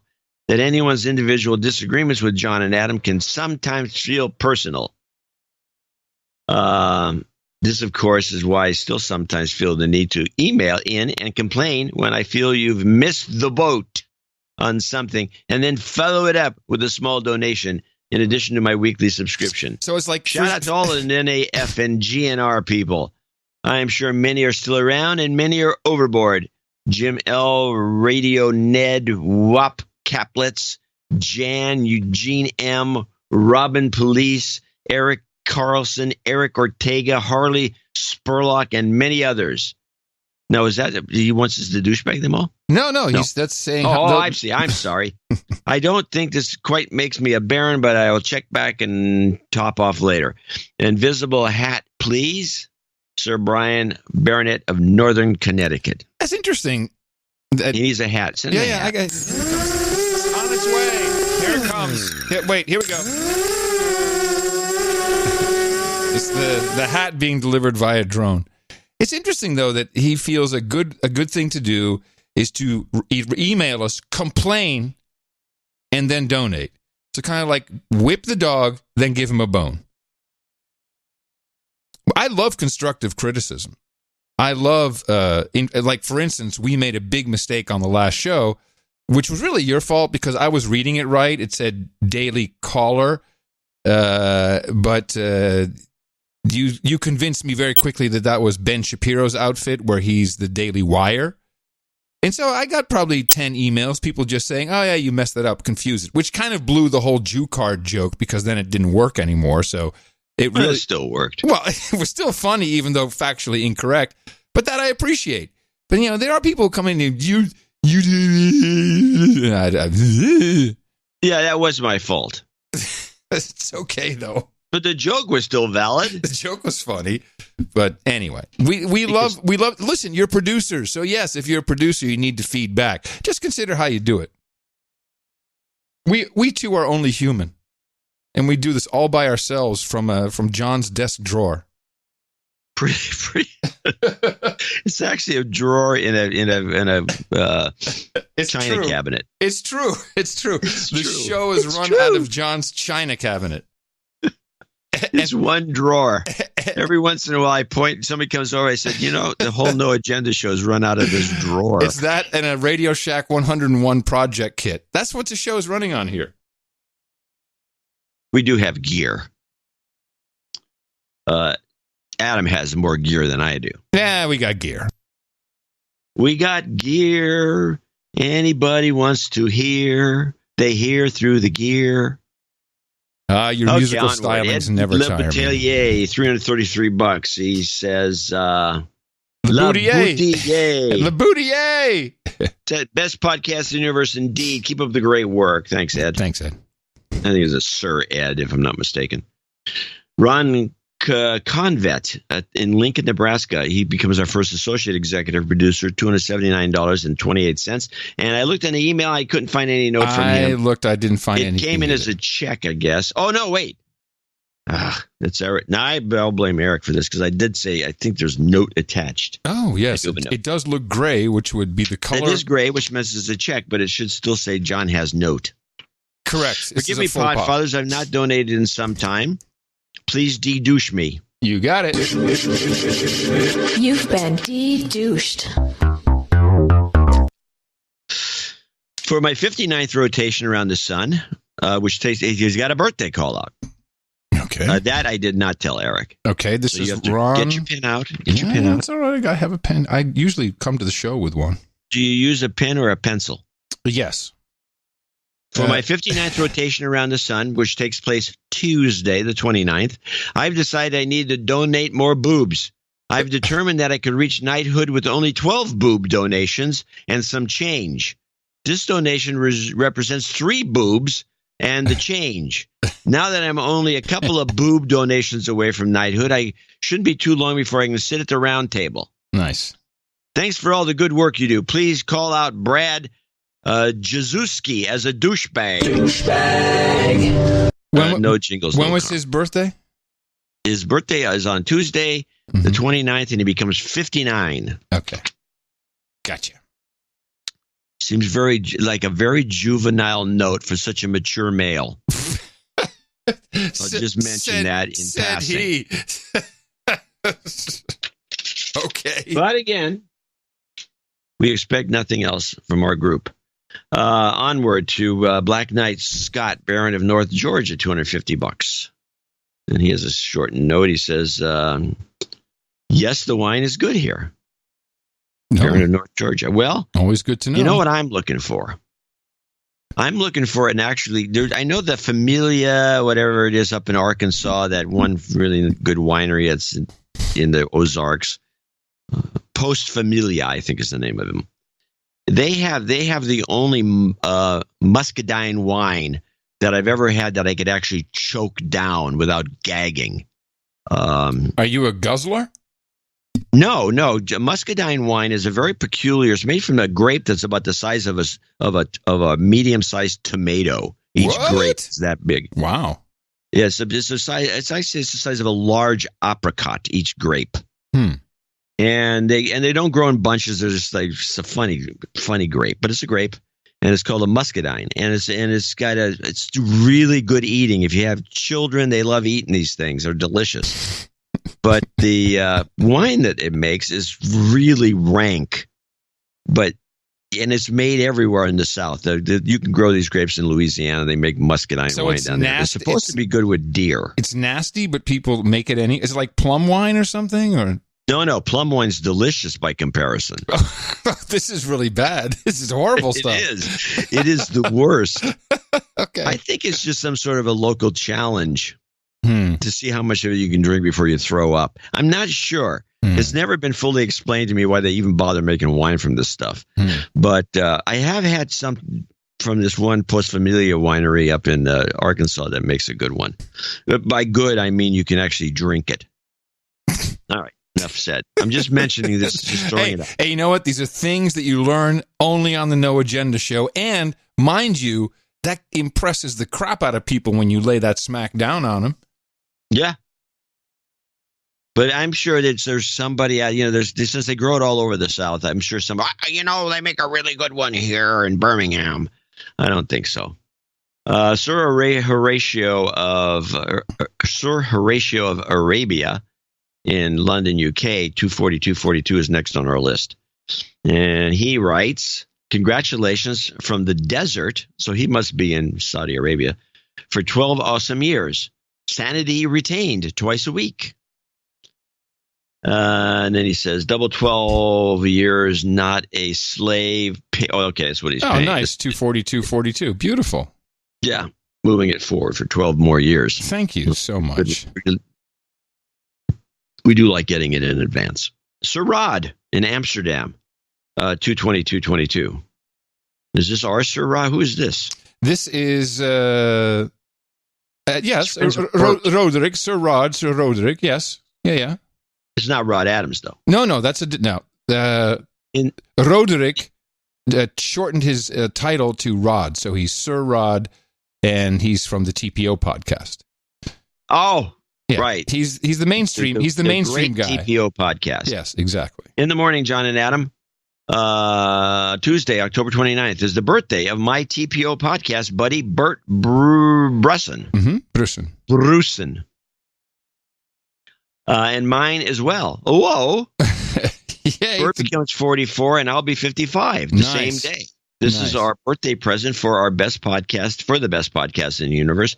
Please continue the great job. Okay, well, you got it. You're on the list as far as I can tell. Yeah, on the list. And thank you. And happy birthday to both of you guys. 55. You'll like it. It's not bad. As a podcast. Unless you have to drive at that speed. Unless you wake up at 55 and you find your career is doing a podcast. Otherwise, you'll feel great. My whole life's been leading up to this podcast. Sir Richard Garrett in Thunder Bay, Ontario, outskirts of Toronto, $212.12 is a bedroom community. Hi, Crackpot and Buzzkill. Sorry my donation is about an hour late in Austin time, but hopefully it gets through early enough to be read on the 12th anniversary show. It's been a while since I've shown that donating is love. But I'm happy to report that your show inspired and helped me get through 7 years of undergrad and law school. And I was finally called to the bar last September.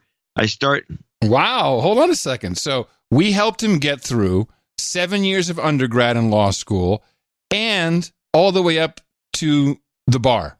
And he's on the bar. He passed. He passed. So or they say he was called to the bar, which is what we call when you take somebody to a right. That's when you got to pay, is when you get called to the bar. I started listening to the show through the BlackBerry podcast app in 2011 while I randomly searched.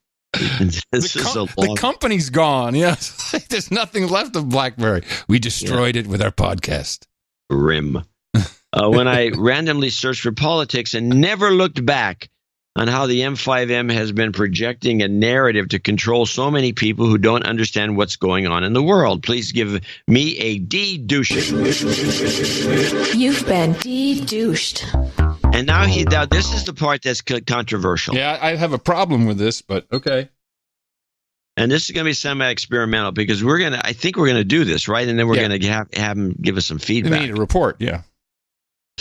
He is going to ask for something that has been banned from the show based on some reports. Well, based on consumer reports and safety reports and results, pure results of the process. Yeah. This is this is the Trump jobs karma. Now, anyway, he says, thank you for everything you've done for the past 12 years. And now he's going to receive. This is, again, an experiment. It's not for everybody. No. But we're going to do it this one time, and then then we're going to have to make up for it if it fails. If it works, I would be very interested. It might work. Oh, hold on.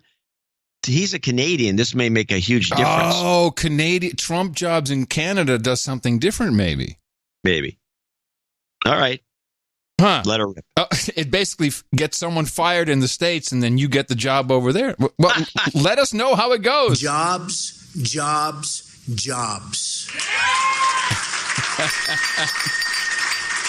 You've got karma. All right.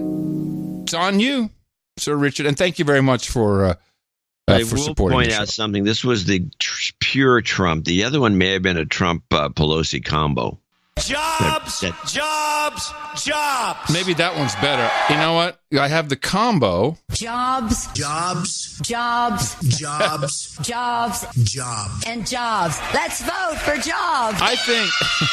Jesus, all these. He's become an MP. If he doesn't.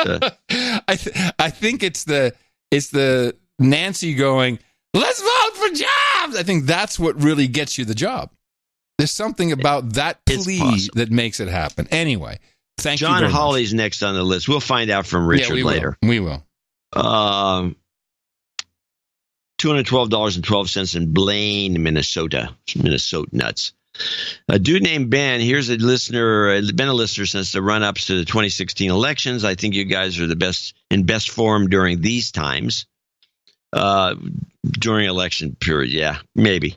I've been going back and listening to all the 2016 shows again, and kudos to all the producers creating the end of show mixes. I almost drove off the road last week when you played the one again of John fisting his nuts. The nuts. That we have to. I have to tell you that we forget about this stuff, and I'm relying on producers, particularly execs and associate execs, because that's where you'll know that we'll read this and we'll get to it. We have so many funny things that, it just doesn't come to mind anymore. And when I played that again, oh my God, it kind of came right on. We were talking about it, we were laughing, and then last night, I know you saw it, Jennifer Buchanan made a video, an animated video out of one of our bits about Gurgle and Sharpton. Did you see that thing? Yeah, it was great. She's got some new tools. It's beyond great. Now, I think she's talking about the tool that made the video. She may have a new boyfriend. I'm not sure what tool she's referring to. Well, or both. You never know. But we watched it a couple times, and it kept being funny. She even got my little Tourette's in there. My head was bobbing back and forth. Really head bouncing around, I think. It was. If you haven't seen it, go look at noagendasocial.com. Look at Adam there. You can find it. Anyway, so it's an animation. Yeah, but it's another one of our bits that is just sometimes you can't write this if you wanted to write a funny show, you would never come up with that, and yet there it was. He continues. By the way, you forgot a great promo donation, 21212. It's even a palindrome. I guess we did. I forgive you and send it anyway. Curious, which is what he sent it. Yes. Curiously, it just put me over the edge to knighthood. If it pleases you, knight me Sir John of the Dunkirk Mudflats. Huh. He says, I almost put mud flaps. he's doing material to himself. Reckoning below, request Christoph's and Christoph's and Black Lager at the round table, if there's room. Yeah. What's Christoph's? We put in the extra leaf on the table, so it's a little bigger for all the stuff for today. What's Christoph's? Do you know? No, I have no idea. Well, we'll see it at the round table. You're going to be there. Yeah, I will. They kept moving me over. I lost my good seat. No agenda, but no jingles, but karma for all. No exit strategies yet, please. ITM John. You've got karma. Oh, you have an anonymous donation from Austin. Well, probably your neighbor. Probably. Anonymous donation. This donation is for each of my two nephews, who both, Nicholas and Jeremy, who both listen to the show and need a serious de-douching. Oh, so it's Nicholas Markovich and Jeremy Minchuk both need a serious de-douching. You've been de-douched. This donation gets them started toward knighthood. For jingles, please play the firefighter hose. I know what that is. Yeah, but that's not a jingle. It's only 17 seconds. Throw in some Sharpton gurgle. Finally. Yes. Somebody's bringing that in. And China is asshole. It's asshole, H-O-E. Yeah. End with karma. All right. So you take your hose and you roll that sucker as far in as you can get it. And then some dude behind you is blasting you with his hose. A couple of guys. Oh, it gets better. Yeah, so you're getting blasted so you can stay cool. Suck it. It's really hot. Fuck yeah. Gurgle and the third right. China is asshole. You've got karma. Sorry. Personal pleasure. Yeah, you get a kick out of that stuff. It figures. Jason McKinney, Sir Null Pointer. Sugarland, Texas. Another Texan. $200. I didn't realize that I share a birthday with no agenda, so I decided to celebrate both with a producer credit. The show takes priority over my friends' lunch plans every Thursday. Now I'm transitioning from working to a dude named Ben to an Android developer. Woo! I need my fix and no agenda. The sad part is that I may have to relocate to either San Francisco or Austin due to the Sugarland, Austin is pretty close, due to the abundance of tech jobs available. That's right. Poop and high rent are not what I'm looking forward to, is what he meant. No. I would join both of you on NAMS, since I'm a ham, KD5, KMA, 73. 73s, K5ACC. Don't have my Baofeng HT currently, nor they're cheap, nor do I have the knowledge to connect to the DS Star.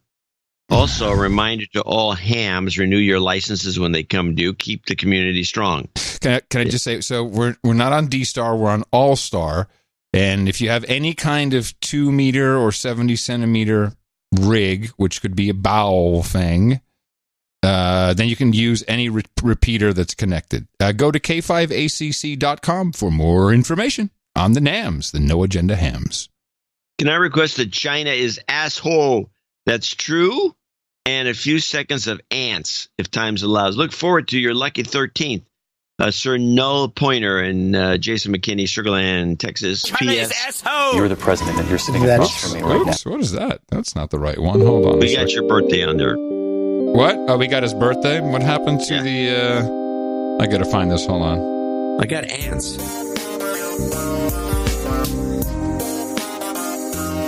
I got ants. You've got karma. Well, kind of messed it up a little bit. There we go. And that concludes our list of associate executive producers and executive producers for show 1185. I want to thank each and every one of them for helping put this show together. Yes, thank you very much for being here, for celebrating with us today. Many of you have been here from the first hour, from the beginning. Many of you have come up along the way. Some of you have gone overboard, come back, and all of the support is appreciated because it is your show. So you have kept this going. This experiment just won't stop. 12 years running.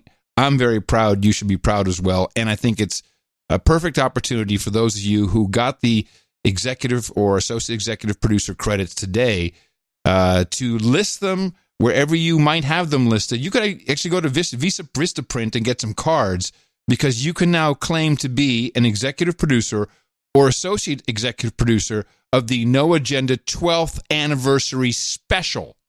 I think this is a little better in parlance of production. Would you agree? I think so. I think if you say the 12th anniversary special, then you can do people that produce specials are special people. They're specialists. So thank you for that, and I look forward to thanking more people in our second donation segment. It will be 12 years and one show on Thursday, so please feel free to support us once again for this, the second Sunday of the show's experience. Dvorak.org/NA. That's right, 12 years and we never had a fight, but we still wear condoms. Our formula is this. We go out, we hit people in the mouth.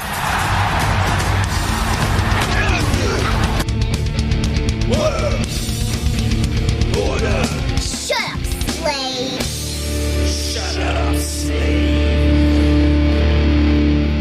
So what year? Oh, you know what we forgot to do, which I think is my fault since I'm driving? We forgot to thank our artists for the artwork.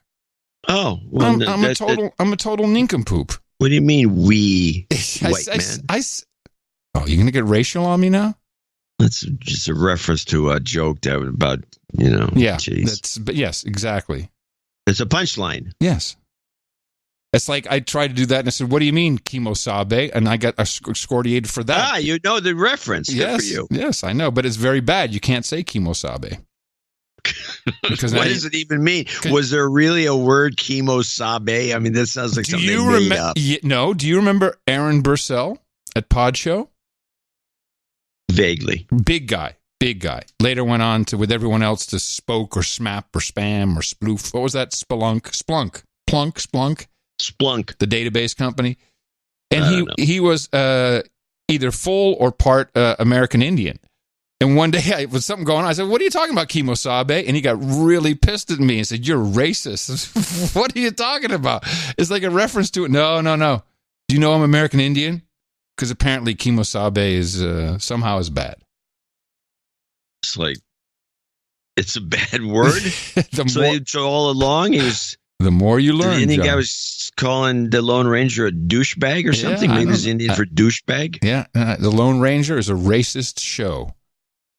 Racist, bunch of racists. Well, what are you going to do? I got some. By the way, when you know that the beginning, I was digging through some. I wanted to put together a couple archive clips just to bring them out so you can remember these things. Yeah, but we got to thank the artist first, and then yes, then we can do that.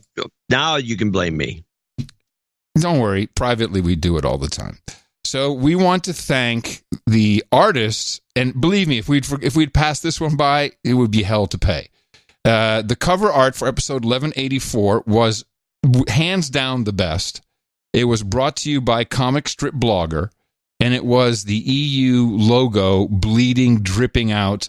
And I don't know, for some reason, it was. We looked at a lot of different things that were up there. There were people did gurgle stuff and some other, but the symbolism of it in timing with Brexit. I think it was just cool. It just totally made it all fit together. I used Darren O'Neill's 12th anniversary 12 years of excellence as the newsletter art, which I then retweeted because I thought that was a nice piece. Yeah, and this is the point that so much of this art is funny. It's humorous. Doing good memes with topical humor to make it really work. Some of it just is completely inappropriate to be displayed in public. At least some of it is gross. Yeah, it's like we don't really want that on the front of iTunes. In fact, we'll never be on the front of iTunes if we do that. But there was something else. You were going to make a mention of something, but you probably forgot I did about the art. No, I think there was one piece. I'll tell you which one it is because it was another Darren O'Neill piece, the one I liked, which was the gurgle piece, which it showed who was a Nazi propaganda. Oh, right. It was with the F. I thought that was a good piece. But yes, it was a good piece. It was funny, but somehow I don't know. No, you were in love with the bleeding logo. You're right. What can I say? I was in love with the bleeding logo, and I pushed it. To make it happen. And it was not for me. I just no reason not. I liked it too. Yeah, exactly. Sometimes this is how a good relationship works. Well, it's like having two art directors. Yeah, which is we're actually the art directors of the show. Yeah. But it's a committee. It's a committee. It's not like one guy's always going to have to be picking the same kind of thing constantly. But if we have a real art argument, then I always let you in because you know more. You have more creds. You don't always let me win. That's nonsense. Whenever we choose what you want, that's me letting you win. What are you talking about? We're always in super agreement, John. There's never any disagreement about anything. I also like, the other one that was the ones that were good was the flag being raised which I think was the show before. Yeah. Anyway, okay, we got credit. It went out there. So was it CSB or Comic Strip Blogger? No, it was Comic Strip Blogger. Huh. Whatever happened to the other guy? CSB, I don't know. Oh, got deported. So I went back and looked at some old clips to figure, let's get some. There's no clips from 12 years ago, but there's a lot from 10 years ago. And it's 10 years ago, by the way, where we got the punch him in the mouth clip. I had which is interesting. They hit him in the mouth. Hit him in the mouth. Mm-hmm. But I got a couple of clips from 2009 about. Oh, nice. That I thought would be worth replaying. I thought one of them, we played it. It was kind of a mainstay for a while. This is the Clinton-Hillary clip that I always thought was, you'll remember it when you play it. Hillary's concluding a trip to Africa now with the only female elected president on the continent in Liberia, Ellen Johnson Sirleaf. But a couple of days ago, she was in Goma in the Congo, the site of one of the most difficult refugee camps in the entire world. I don't know what you think, but I think American secretaries of state ought to be in the places of human misery around the world. Yeah, like your home. Wow. 2009. So what was the occasion of this? Was that... this is, I guess, kind of setting Hillary up for... well, this 2009, so she was just the Secretary of State? I just thought it was a nasty comment, personally. Yeah. And then the other one I pulled out, which I thought was kind of interesting, is this gay men clip, which is another 29 seconds. Let's take a look at our victim. Which group does Dante look like? The men on the left or the men on the right? Wait, is this what TV show is this? This is from I think this is one of the SVU. I think it's SVU. CSI, it's one of the SVU. Law and Orders, I believe. Huh. And it was the first time I ever heard this. And if you look it up, it's documented. And I thought it was we'd bring it back into play. And so I thought I'd pull this clip out. Which group does Dante look like? The men on the left or the men on the right?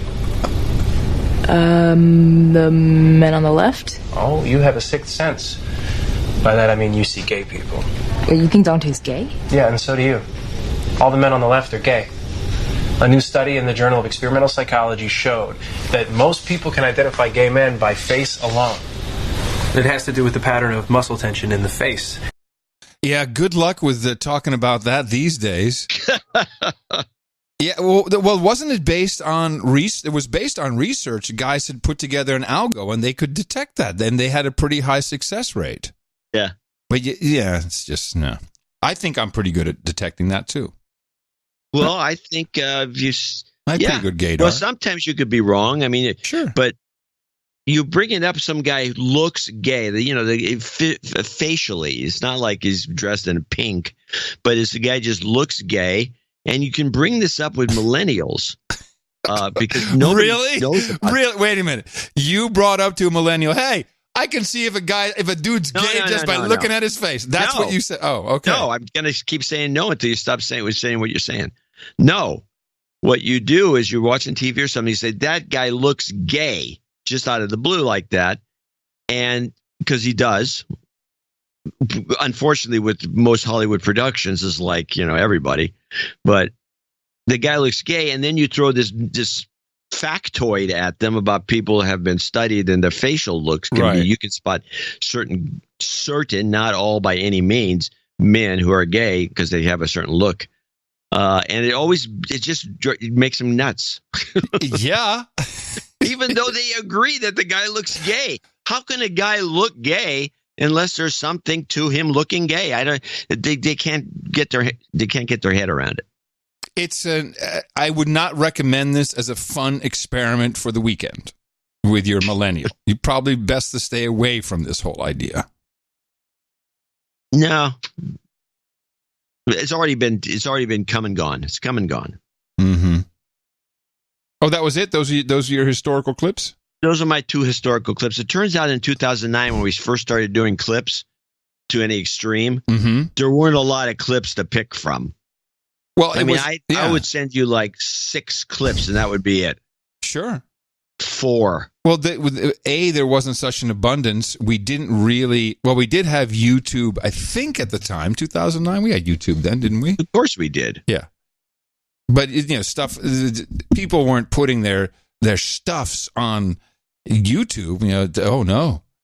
No. The mainstream didn't want any part of it. No. Now it's a deluge. Yes, it is. A deluge for sure. All okay. right. Well, I have a couple of, some 2020 stuff just to kind of move it along. We had the Honorable Elijah Cummings was laid to rest, and he got quite the send-off from the elites in Washington. Of course, he's an iconic figure. He was a huge part of the civil rights movement. At least that's what we see on the Wikipedia. He was at Selma. He was certainly a part of the dramatized, televised parts, which is very good. He's very important for things he's done. And, of course, he was very embroiled with the president. He went down fighting, as we've seen many people tweet. He was still signing all kinds of subpoena papers as he was dying. He went down a champ to try and get the president impeached. And I think there's certain things. First of all, when you have this big, it's nice, and it's the honorable thing to do. I hope we don't have for every single congressman. I mean, I don't know what the cutoff is or what qualifications you need to lay in state. I mean, it's rare. It's very rare. McCain had it, which even that was considered reasonably rare. Now Elijah Cummings, man, they set it up nice. And the way they had the ceremony done, it was a grand production. It was beautifully done. I really despise that Hillary Clinton politicized her eulogy. And it's not about Clinton, it's not about Cummings. It's just inappropriate. It's inappropriate to do that. But if you've read anything about the Clintons, and it is Clinton Cash, I believe, that starts off with the opening chapter in the book. It's the Tim Russert funeral. Tim Russert, who is the predecessor to Chip Chip Todd on Meet the Press. Chip Todd. So Tim Russert, he died. And all of Washington came out to celebrate his life in the church, and the whole first chapter of this Clinton Cash book is an account of how they work the crowd, because that's what they do. They go to funerals, weddings, and they work the crowd. And I wanted to play this for posterity's sake because before you play it, I think that a lot of it has to do with I could be wrong here, but I think that the Elijah Cummings coffin was filled with cocaine. But he also prayed and worked for healing. He weathered storms and earthquakes, but never lost his faith. Like that Old Testament prophet, he stood against corrupt leadership of King Ahab and Queen Jezebel.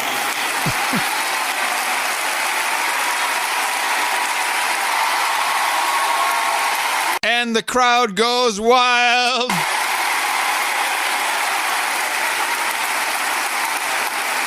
Now, there's a little more to that.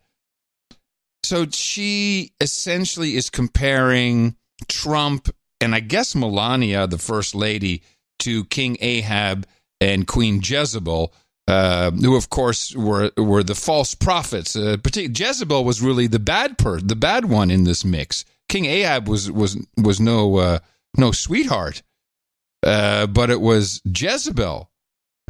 Who I think does she mean Melania with that? It's beyond me. Jezebel, she herself suffered a gruesome death of defenestration, which I had to look up. Have you ever heard of this? Death by defenestration? I have no idea. It means they throw you out the window. Oh, So they just throw you out the window. Defenstration. Well, most of the buildings back then were only 2 stories. Defenstration is the act of throwing someone out the window. The term was coined around the time of an incident at Prague Castle in 1618, which became the spark that started the 30 Years' War. This was done in good Bohemian style. At least they did it in good Bohemian style. So so these are, of course, horrible people, and she just said, hey, he didn't bow to those horrible people, but it gets better. And he looked out for the vulnerable among us. He lifted up the next generation of leaders. He even worked a few miracles. And he kept reminding us, life is no dress rehearsal. The American people want to live their lives without fear of their leaders. And as leaders, we have a responsibility to keep the promises made when running for office to make the lives of Americans better. So, of course, we should not be afraid of our leaders, another slam at Trump. But also, by the way, the way she phrased it, she made it sound as though she is one of the leaders. Yes, she did. And this is my second point, is I'm sick and tired of politicians calling themselves leaders. You're a representative, Hillary Clinton is not a chosen representative. She's chosen by Beelzebub. But this has got to stop, this leaders. Oh, Leader Pelosi. Oh, Leader Schumer. Oh, Leader Hillary. Off. Didn't we have a clip of... Nancy and Chuck calling themselves leaders. Didn't we have a clip of Jim McLaren? Not McLaren, but Jim. There's McNeil Lair, Jim Lair. Once asking somebody, said, well, what will happen if you become our ruler? Remember the ruler? Yes, clip I do remember. Let me see. I don't know if I have. Guy called the guy he's going to be a ruler. It's not even a leader. Yes, it's not beyond leader. You go from leader to ruler. Leader we're to the ruler. Slaves. Yes. Well, I'm sick of it, and I just don't think it's okay for people who have been elected to represent portions of the American public to refer themselves as leaders. You're dead on. It's their representatives. They're not leaders, and they're definitely not rulers. No. But you're right. She counts herself in there kind of the way she worded it, as a leader. Ugh. Sickening. Well, that's an interesting pet peeve. Sickening. Well, it's kind of like our country. The country. Everyone else is this country. No, it's our country. My country. No, it is our country, but the people, these mostly people of the Hillary ilk, refer to it as this. This country. Now let's go to 2 of the leading candidates for Democratic nominee to run as president. A very serious process, very serious job. 2 of the same question asked in a little different manner by 2, or opposed to 2 of the leaders in the race, which is different from leader in the House, Joe Biden and Bernie Sanders. The question is about the cops, and it's basically about the talk. So it's posed by Black Americans who are saying, "Hey, what would you tell your kid if I were your kid? What would you tell me about dealing with the cops if they pull me over?" And Joe Biden goes first. Pulled over for routine traffic stops and end up dead. If I were your daughter, what advice would you give me the next time I get stopped by the police? If you were my daughter, you'd be a Caucasian girl and you wouldn't be pulled over. So, first of all, he says, oh, no, you would be Caucasian. You wouldn't be black if you were my daughter, and you wouldn't get pulled over.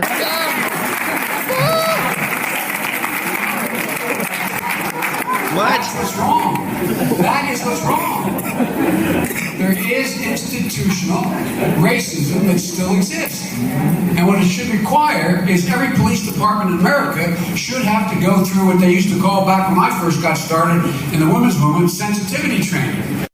Hello, pot kettle calling, Joe, with your sensitivity training. Sensitivity training? I haven't heard that term for 30 or 40 years. But I think it's but by the way, that's extremely bullshit. Women get pulled over all the time. Of course. It's incredibly rude to say this about the police. Like, well, if you were my kid, you'd be white, you wouldn't get pulled over. And there's systemic racism. F you, Joe Biden. I think we're a little more integrated these days. I don't know if you're still living in the busing era. And Bernie Sanders, he's completely nuts. My question is to you: if I'm your son, what advice would you give me? So remember, this is about what advice. So just what Bernie Sanders thinks of law enforcement in America. The next time I be pulled over by a police officer.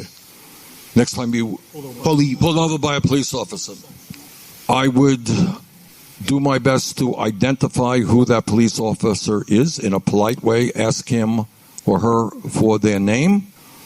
I would respect what they are doing so that you don't get shot in the back of the head. But I would also be very mindful of the fact that as a nation, we have got to hold police officers accountable for the actions that they commit.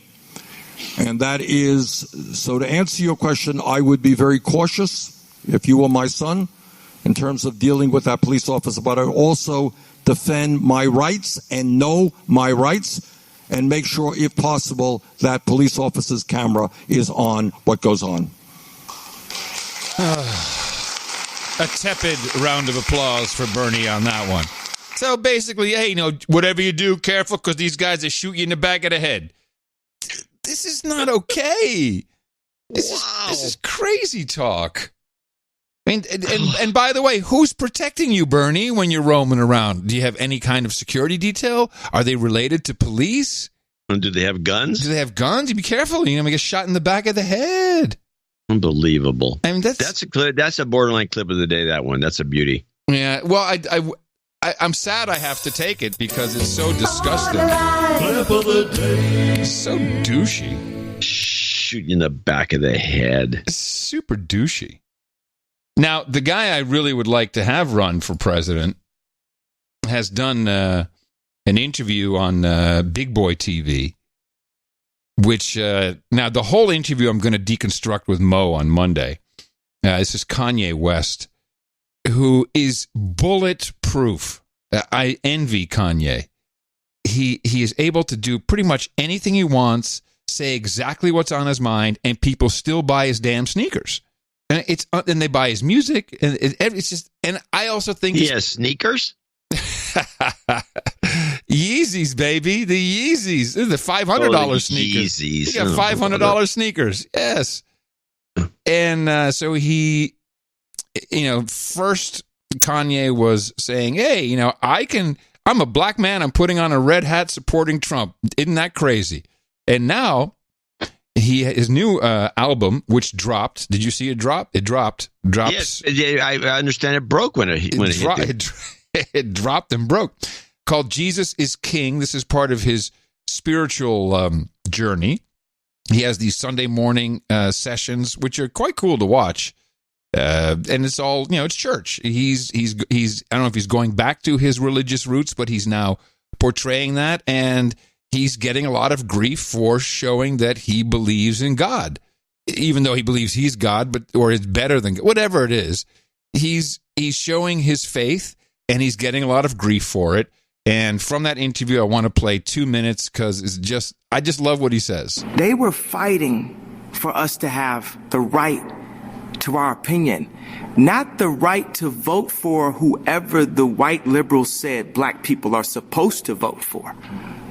You get what I'm saying? And then James Corden went in and said, well, this president, you're Christian, and this president, I don't see anything Christian about him. I said, okay, so last year y'all tried to tell me who I'm supposed to vote for because I'm black. Now this year, white liberals trying to tell me who I'm supposed to vote for because I'm Christian. That would be like, I live in Calabasas, so every one of my cars got to be a convertible, huh? Right. It's just all based on y'all vision of what I'm supposed to do. And I understand, like a lot of people, it's not a matter of whether you like it or who like it, we are in a country where we allowed to like whatever we like. What do you say to people that say you turned your back on the culture or exactly 100%? I have turned my back on the idea of victimization mentality. We are locked up. We went from 1 and 4. We went from 1 and 4 to 1 and 3, but we always pointing at the white people. But yet, we want to spend all of our money on foreigners. We want to spend all our money on luxury as opposed to going and buying some land. America is for sale. And there's a lot of barren land. Disney bought a lot of it in Florida. But the culture has you focused so much on fucking somebody bitch and pulling up in a foreign and rapping about things that could get you locked up and then saying you about prison reform. Like, it's... Bro, we brainwashed out here, bro. Come on, man. This is a free man talking. Democrats had us voting Democrats for food stamps for years, bro. What is you talking about? Guns in the 80s, taking the fathers out the home, Plan B, lowering our votes, making us abort our children. God should not kill. See, there's a guy I would actually consider calling a leader, although looking at the troll room, you guys don't understand Kanye, that's for sure. People dislike him. Interesting. I learned something here about rolling up in a foreign. Yeah? I hadn't heard that term.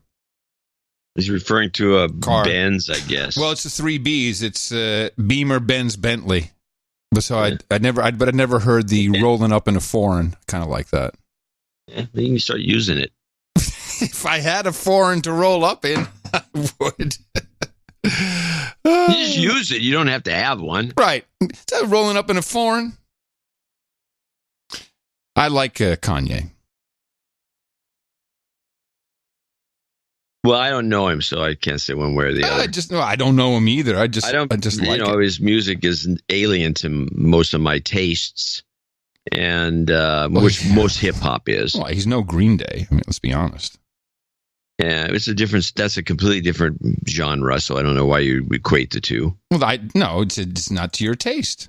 So it's not my your genre. taste tends to classical music. That's what I have running 24/7. Yes, I know that. I'm not making fun of you. And Rihanna, I'll put up with her. See, then I would have been making fun of you if I said you'll put up with her. Very nice. You'll put up with her. So let's take a look at a couple of things. Let's go back in time again, much before the show ever began. Unfortunately, I made this clip and then I never got I had the guy's name. I lost it. But this is a Democrat congressman on the House floor. Well, people can try to guess the date, but here we go. 24 years ago with the President of the United States. This day feels to me like we're taking a step down the road to becoming a political lynch mob. We're in so much hurry to get this done so it can be in the Saturday, Sunday news cycle and have our mint juleps at 5 o'clock. We are going to find a rope, find a tree, and ask a bunch of questions later. It will be too late for fairness. You could back in the day when you could still talk about lynchings as a Democrat. Good days. Good days. Miss those good times. Yeah. Was this 1998. Was this in response to you can't say anything anymore. Except on the No Agenda show. This is where somehow And why is that, Adam? There's only one reason, because there is no way to deplatform us. We have our own infrastructure run by us. And when I say us, I mean the producers. I'm talking about Void Zero, Bemrose, Darren O, everyone running the stuff. We have our own information streams. We have our own network. We have our own social network. And most of all, we don't have advertisers. I'm going to show my support by donating to No Agenda. Imagine all the people who could do that. Oh yeah, that'd be fab. Yeah, on No Agenda in the morning. That's right. We play 5 clips and back to thanking people. What? In fact, we do have a few people to thank for show 1185. the roundup, the people that are thanking us for our 12th anniversary, and it's a good list. Starting with Noah Wattenmaker. I think I'm pronouncing that correctly. I'm sorry. I need to stop you for a second. What did you mean by we play 5 clips and we're back to seemed like a short interlude. Let me tell you exactly how this works. 1 hour into the show is when I try to get us to start executive producerships. At 5 minutes past the 2-hour mark is where I try to get the second segment started. Any complaints? Because it's been it's the way the block system works. It's been like this for a long time. But you just I don't know. It just seemed like it flew by. Oh, because you're having fun. That makes sense. I guess. I just mentioned it because I thought I thought we were flowing by, but I look at the clock and you're actually behind. Exactly. You're 10 minutes behind on the normal clock. Exactly. Nora Wattenmaker starts us off at $185.65. And this is another guy that's going to the podium. This makes me a knight at last. I'd like to be dubbed Sir Koya of the Sierra Batholith. What? Batholith. Okay. That's what he says. Batholith. Uh-huh. With some clean sheets and hot cocoa at the table, please. Love y'all, producers included, of course. Happy anniversary. I think he sent in a note later and said, could you please change that to fresh sheets instead of clean sheets? He says he didn't feel like it made any sense. So, yes, of course. I have them. I have them ready see the for difference. Well, Sir Daddy Cast is up for $144. Congrats to us. Sir Arthur Gobitz, which I don't remember hearing from him for a while. Thanks for my sanity, is what he really says. Mark Hall, which I believe is your buddy in Texas. Sir Mark Hall, the official documentarian of the No Agenda Show. Sir Code Monkey in Renner, South Dakota. And by the way, these are 120. That was Sir Gobbets was 121.21, and Mark Hall 121.21. Those are 12 years of slave donations. Hold on. That's followed by Sir Code Monkey at 120. Can I just read Sir Mark Hall's note for a second? Sure. Dear John and Adam, congrats on 12 years of No Agenda. 4 out of 10 psychologists say No Agenda is more addictive than cocaine and Oreos. Could be. Sir Code Monkey 121.20 in Renner, South Dakota. Colin Pettit 121.20. Or Petite. These are also the 12-year ones from the previous show. Melchior van der Decken. Melchior van der Decken. Melchior. Yeah, that makes more sense. And he's in the Czech Republic. Yes, he is. Yeah, I think so. Czech CZ. Republic. Yeah, CZ. 121.20. Thank you. Cole Candler 121.20. John Grumling. Pretty amazing 121.20. Pretty amazing the show has lasted this long. Also, he says, just as amazing, no one else seems to have figured it out. That does surprise me. It's not amazing, but it does surprise me. It's like, haven't you figured it out that the key to maybe all modern media, all new media, the key is you have to have the people producing with you. It's no longer consumer stuff. This is the mistake they all make. You know, it's a new. I think he means more than that.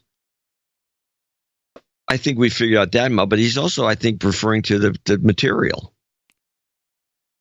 Nobody else does our show. There was one group that did it for a while, kind of, but they overproduced it. Right. They tried to do missed video. Some of the other elements. Tried to do video. Or are you talking about something else? No, the video. You're right. They tried to do video. I don't know what the point of that was. It just added to the overhead. It was added a problem. to the problem. Yeah. We've seen other groups that do get pretty good shows, and they make a lot of money, more than we do actually. Yeah. But they got 10 people working there. Yeah. They got a producer, and they got a guy on the board, and an engineer, and a mic guy, and a gaffer. A gopher and a gopher. Go get me some coffee. Gopher and a gaffer. Give me some coffee and a fluffer.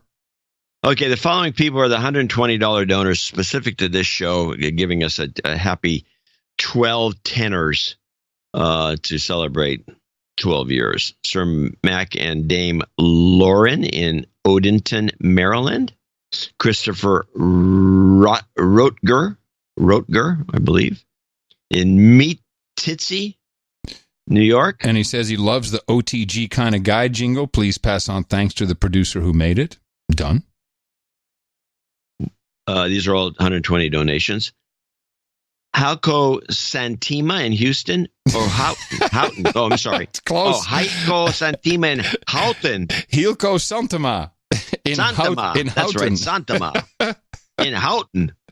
You know, the day that you pronounce this stuff right is the day they stop donating. They go away after this. Hey, whatever works. Keep it going. Sean Modal, Sir Finch in Portland, Oregon. John Short, Carl Lindner, Sir John, Knight of St. Patrick in Heber Springs, Arkansas. Alex Loesch. Anonymous. Sir Mickey Keck and the Dame of the OTR. 120. Daniel Torello in Charleston, South Carolina. They have a lot of meetups, apparently. There's a birthday call-out coming. Oh, yeah, got a meetup report and all kinds of stuff. Greg Chanay in Lockport, New York. Nicholas Holler. Another anonymous 120. Okay. Satish Paru. Oh, I'm sorry. Anonymous was the last 120. So we had a few. Now we're back to normal. Satish Paru at 100. Abraham Daly, 95.95 in Raymond, Maine. Sir Paul Schneider in Edmonton, Alberta, 85.55. Mark in Beaumont, California, 8008. There was an Easter egg in there. Only 2 people caught it. Mark and Hocus Locus, 8008. So neither one of them wanted to be identified. Okay. Can I just go back to Abraham Daly, since he will be knighted? He says, I've been listening to the show for 11 years and have been supporting the show when possible since 2012. This donation makes me eligible for knighthood. I would like to be knighted as Sir Ed of T6R7. What is that reference? Unknown. Okay. But that's what he's going to be knighted as. He'll let us know. Baron Mark Tanner in Whittier, California comes in a twice a month donation of $67.89. Ben Onimus, 6666. John Catalano, 6611. James Moore in San Pablo, California, 60. Robert Smiley in Holland, Pennsylvania, 60. Brett Winslow in Dodgeville, Wisconsin, 60. Sir Kevin McLaughlin, Earl of Luna, in Locust, North Carolina, 60. These are all the $60 donors. I'm just going to name them, name the location, 60, 60, 60. J. Koditchini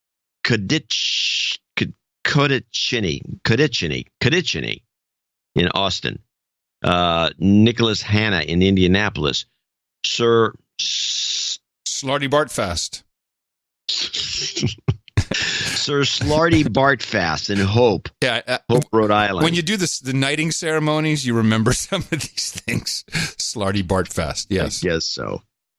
Sir Kwai Kujibu, 60s. Sergeant Postal in Miami Lakes. Sir Marcus. Roy Pingle in Forest Hills, New York. Nicholas Farakis in Baltimore, Maryland. Arnie Carlson. Sir Vince, Grilling Man of Greenbrier Woods. Somewhere in Greenbrier Woods. Surgery and fast healing karma for his dame. We shall make it so. Oh, yes. Definitely put that on there. Yes.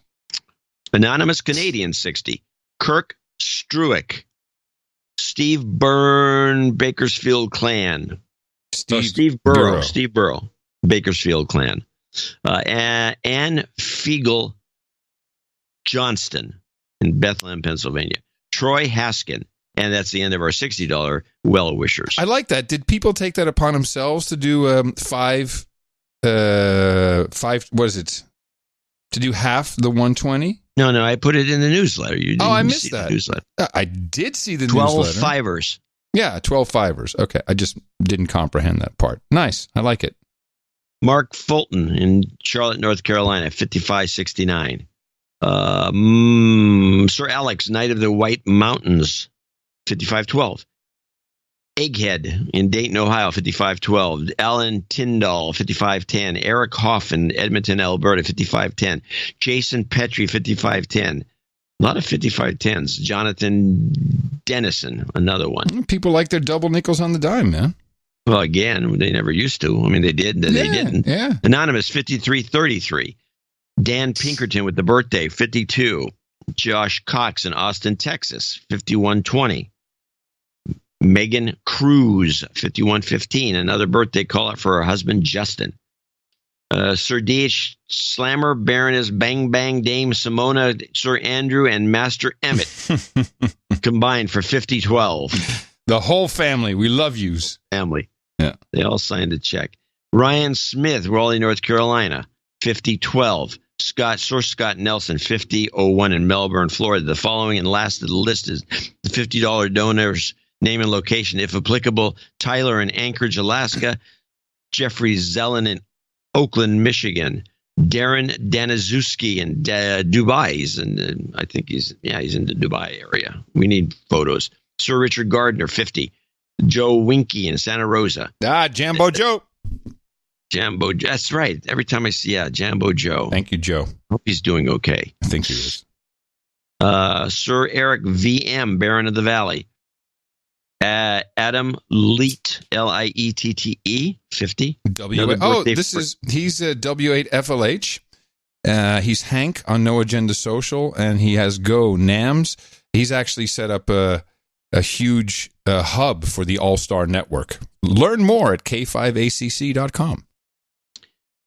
Aaron Lopez, 50. Justin Gilbert, 50. And last but not least, Adam Blakely in Canterbury, Great Britain, hitting the mouth, 1908 or 2008. 1708. He needs a de-douching. Okay. There's another guy back there that needed a de-douching. What? There's another de-douching needed. But do an anonymous, just a de-douching for the one guy I missed. You've been de-douched. And that concludes our list of well-wishers, producers, and helpers, and everybody who just gave us and congratulators for the 12th anniversary of the No Agenda Show. I want to thank each and every one of them. Yes, and also everybody who supported us under 50, which we no longer mention on the show just for brevity's sake. I mean, it's just 5 clips and we're back to thanking people, apparently. Yep. But seriously, everybody who supports the show is a part of the success of the show. The success is we are the success. This is what we're doing. And just look around and look at the people that you're in communications with on No Agenda Social. Oh, God, maybe even on Twitter or Facebag if you're still there, or in the troll room. These are your people. They're our people. And we somehow have created this value for value network that just keeps on chugging. And yes, no one's figured it out. Maybe we're special. I don't know. We're special. But I really, personally, and I know I can speak on behalf of John, appreciate, in particular, the people who really struggle to support the show and do it anyway. Thank you. It's highly appreciated. And as you can see, and as you'll see today, even with $5 a month, people do make knighthoods and become a member of the club, but you're really already all a part of it.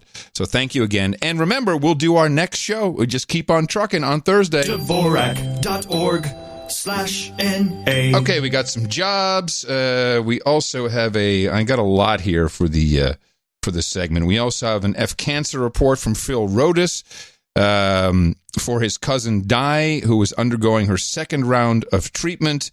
Could I please have the community get behind her with an F cancer this week, Sir Phil of the Northern Lakes, of course. You've got karma. Jobs, jobs, jobs, and jobs. Let's vote for jobs. You've got karma.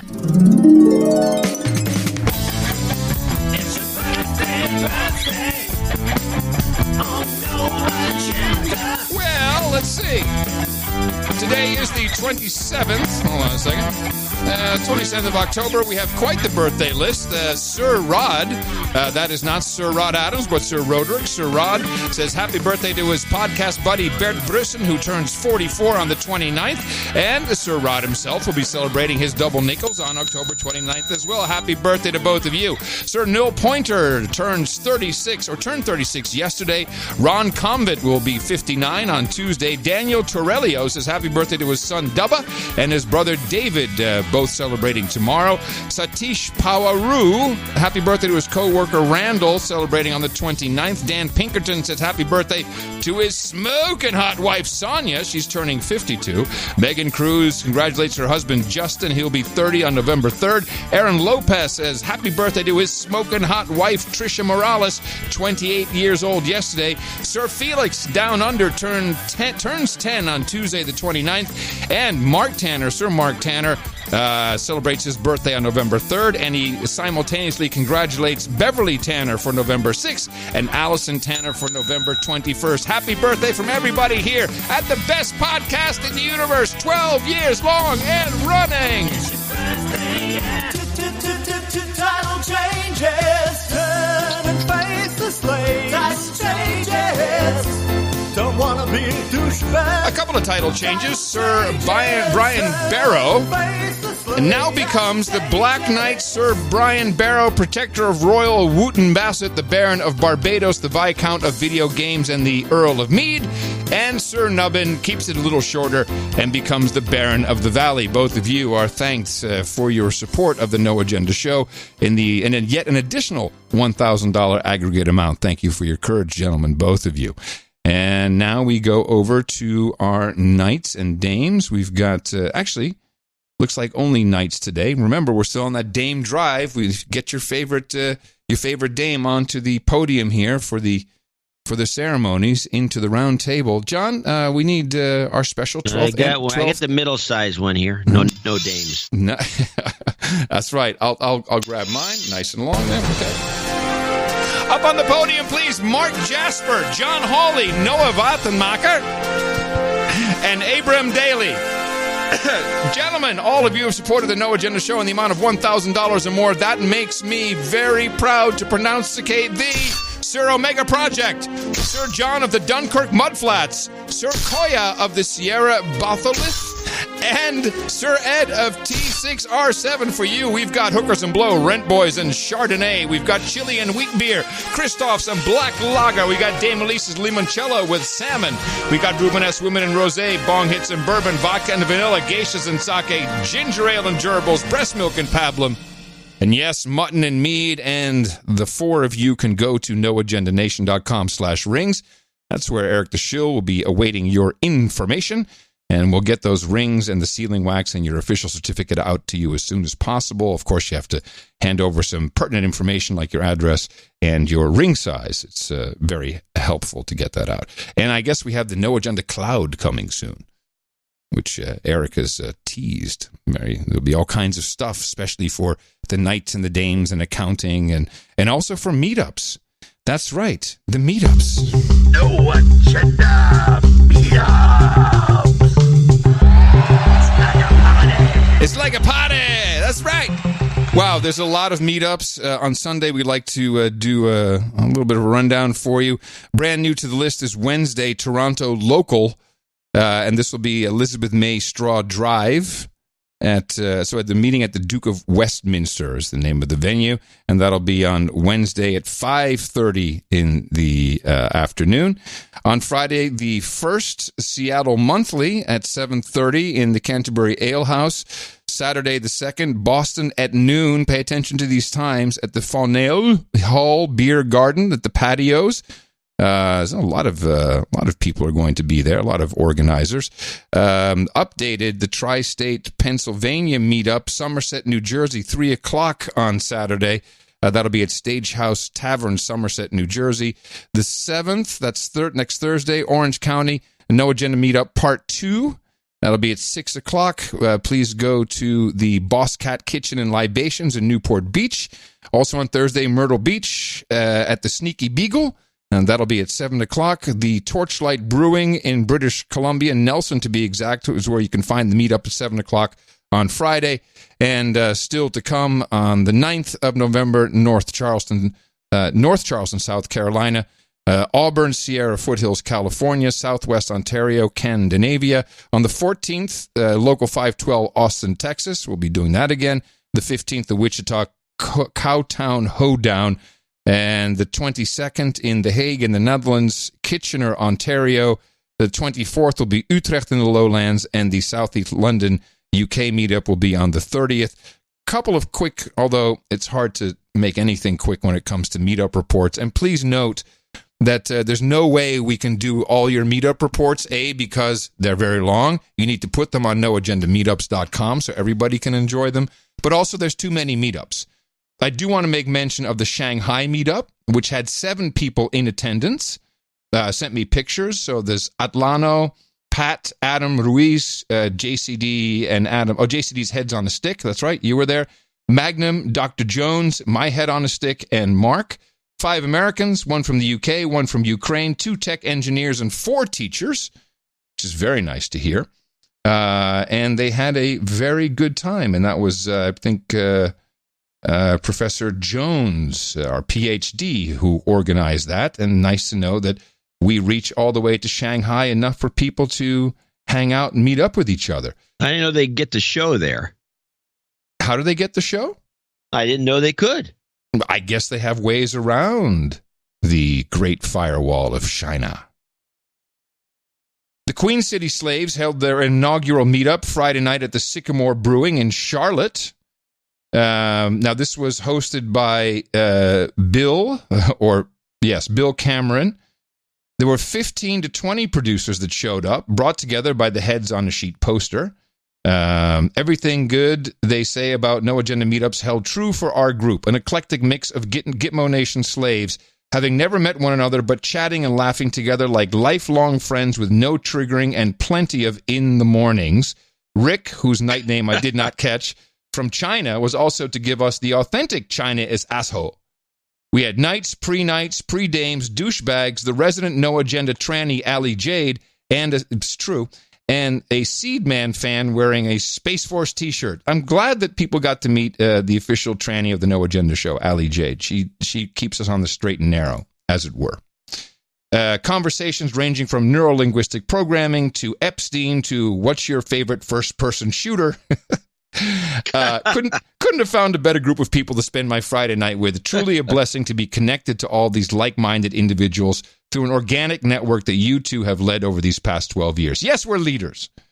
It's refreshing to have conversations with people that see through the propaganda of the M5M and the groupthink of the modern popular culture driven by the elites. And I think I have one more. Yes, the Oregon Local 33 meetup. This is interesting. Greetings, Podfather. Buzzkill. We had a great turnout of 14 at the Effin Brewery in Oregon City with the intention of doing some axe throwing, but things don't always go as planned. Turns out there were only 2 throwing lanes and they were already booked for the night. Then we came to find out they had a really loud live band on stage. That, combined with limited indoor seating, left us standing outside in near 45-degree weather wondering what to do.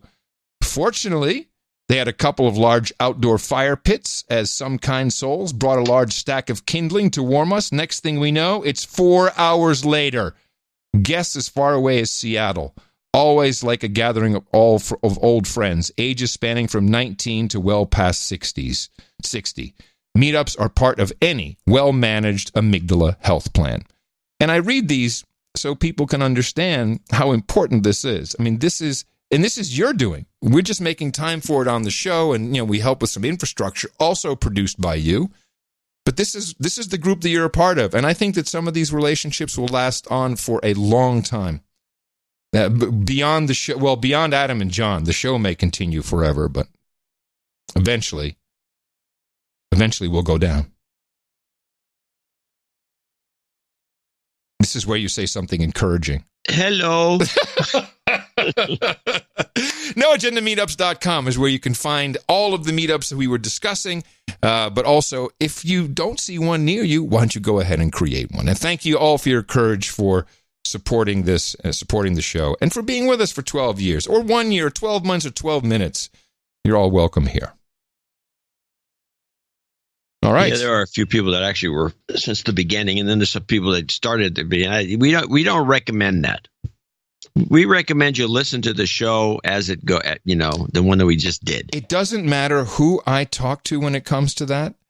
If I say, I was talking to someone the other day. I said, people, if they miss 3 shows, they'll go back and they'll listen, they'll catch up. And I think you and I, John, are both of the opinion that why? Just listen to what's new. Yeah. But there's something about the episodic nature or being part, missing something, I guess. Well, you do miss certain things, but we try to back announce as much as we can. Yeah, it's hard though. A lot of things that we just. Well, that's take why for I wanted granted. to play that clip about the gay faces. That's the reason?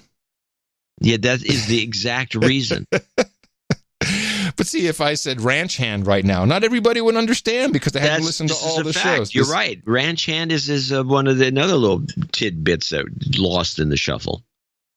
But is it that important? I don't think so. Let's take a look at the unhoused situation, both in California and in Austin, Texas. Austin, now it looks like we have reversed the rules. You will no longer be allowed to camp and or sit on public sidewalks unless you are 15 feet from the doorway. So cops now literally have rulers to measure out 15 feet. And if you're within that 15 feet, they still have to give you fair warning, tell you where you can go, make sure that you understand where you can go, and only then can they do something about it. And so we continue to have the unserved and clearly unwelcome homeless population stuck under the bridge on and the highways of 183 and I-35 with very little done for them, of course, because now it's only become an argument about where we're going to stick these people. One of our local guys here, and Tina's really big. She follows the unhoused conversation very closely here in Austin. And here's a guy who's part of this group of people who are really trying to figure out what to do. And wow, what an idea. He decided to talk to a homeless guy, record him, and see what he had to say about the changes in the city ordinance. And if that should, and this is the conversation now, should it be, should also pertain to sleeping under bridges and highways? Should we move them out of there as well? John Moran, he's over here on 4th Street, and he's got a couple of thoughts he'd like to share about Abbott saying that he's going to use TxDOT to remove the encampments underneath the bridge. What do you think?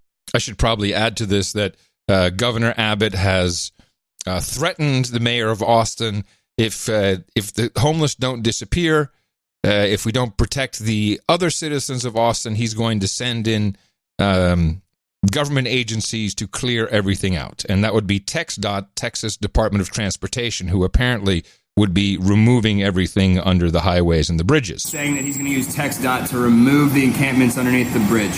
What do you think's going to happen, and how do you feel about it? Chaos. A riot. One thing, a riot. So I'm going to put a big old riot. Why do you say that? Because you're moving us out from under bridges and doorways. It's going to cause city workers and also city people cause chaos because we're not going to move. We'll come back and it's going to cause a fight. Without city Austin moving us, you have the city to move us, they won't go down there because they'll be scared of walking on the bridge. You think it was good that the council has banned camping on sidewalks, but you think that they should leave the camping under the bridge? Yes. Under bridges, yes. Sidewalks, doorways, no. I don't mind flying a sign. I can do that. I can do that. I can stand flying a sign. You mean panhandling, holding up a sign, asking for money? But camping on the bridges, keep that. We need that area. Sidewalks, doorways, ban that part. I don't mind that. Bridges, leave them alone. Leave somewhere you can sleep. Somewhere, because you're taking all of it. And I found that interesting. He's like, we shouldn't be hanging out on the sidewalks. Said, I don't mind flying a sign, which is begging. Says, but no, we shouldn't be sleeping on the streets in front of businesses. But we do belong under the bridges and the. We belong like trolls. Yeah. Civil war in Texas. It's very possible. But now let's see how things are going in California, where this, is it the Santa Rosa bike trail, I think, the one that made, with the video went viral, the guy biking along this trail, and it's just miles and miles of... That was in Southern California. Wasn't it Santa Rosa? No. Oh, well, there's no action in Santa Rosa. Oh, really? In the Roseland area of Santa Rosa, the Joe Rodota Trail is technically the property of the Sonoma County Regional Park System. But lately, those calling the shots here are the homeless who have taken it over. A group of angry residents calling themselves Citizens for Action Now posted this video of the encampments running for a quarter mile up the trail, including a man who appears to be injecting himself in full view of everyone. Police estimate more than 100 tents in the camp, but they say they can't do anything about it because of a 2018 federal court ruling in Idaho that said homeless people cannot be evicted from public property unless there is a bed available and storage for personal belongings. Oh, I think you heard this on the No Agenda show. This is the case that came out of Boise and is being touted by douchebags all across the country as, oh no, we can't actually remove homeless encampments because it's unconstitutional. I'll put that article in the show notes again. Yes, so you please. can By the way, you misled me. Why? For one thing, I didn't know there was this accident, but it's only a quarter mile, so that's not the guy driving for miles and miles like the one in L.A. That one in L.A. goes on different. That's different. Yes, I days. I was wrong, but it keeps going. So officials have now simply posted a sign warning the public against using this public trail. I'm kind of seeing it as giving in or giving up temporarily, maybe, until they figure out what to do. And the homeless seem to agree. Rayvon Hill lives here and works to keep this place peaceful, but she believes the sign establishes this area as a place where the homeless can reside in lieu of providing enough beds for all that need one. Do you see that as some kind of an acknowledgement that this is now your space? We have been given the right to be until they give us places where we can actually be and not have to get shifted every other day. The sheer number of homeless people has outpaced government's ability to deal with it, but it is also too big a problem to ignore, and homeowners are making sure officials understand that. In Santa Rosa, John Ramos, KPIX5. It's a mess. Now, I want to throw something in here to this mix, because this comes out of this Idaho case. Mm-hmm.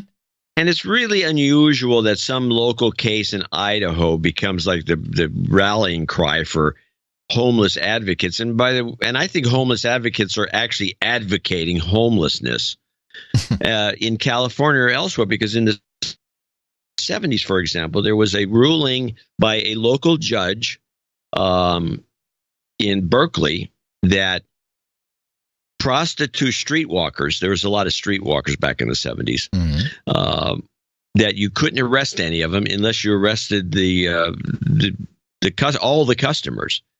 And so the cops weren't going to do that because it was too much of it was just not going to happen. It was going to make a mess in courts and everything else. So they let, for all practical purposes, from around 1973 or 1974 to about 1980, streetwalkers were legal in Berkeley. And it turned out to be Oakland, and it's kind of in the Bay Area. But I didn't hear that it was legal all over the country. Well, let me add something, because as it relates to the Boise case, the Ninth Circuit struck down the camping ban there, saying that it violated the Eighth Amendment's protection on cruel and unusual punishment.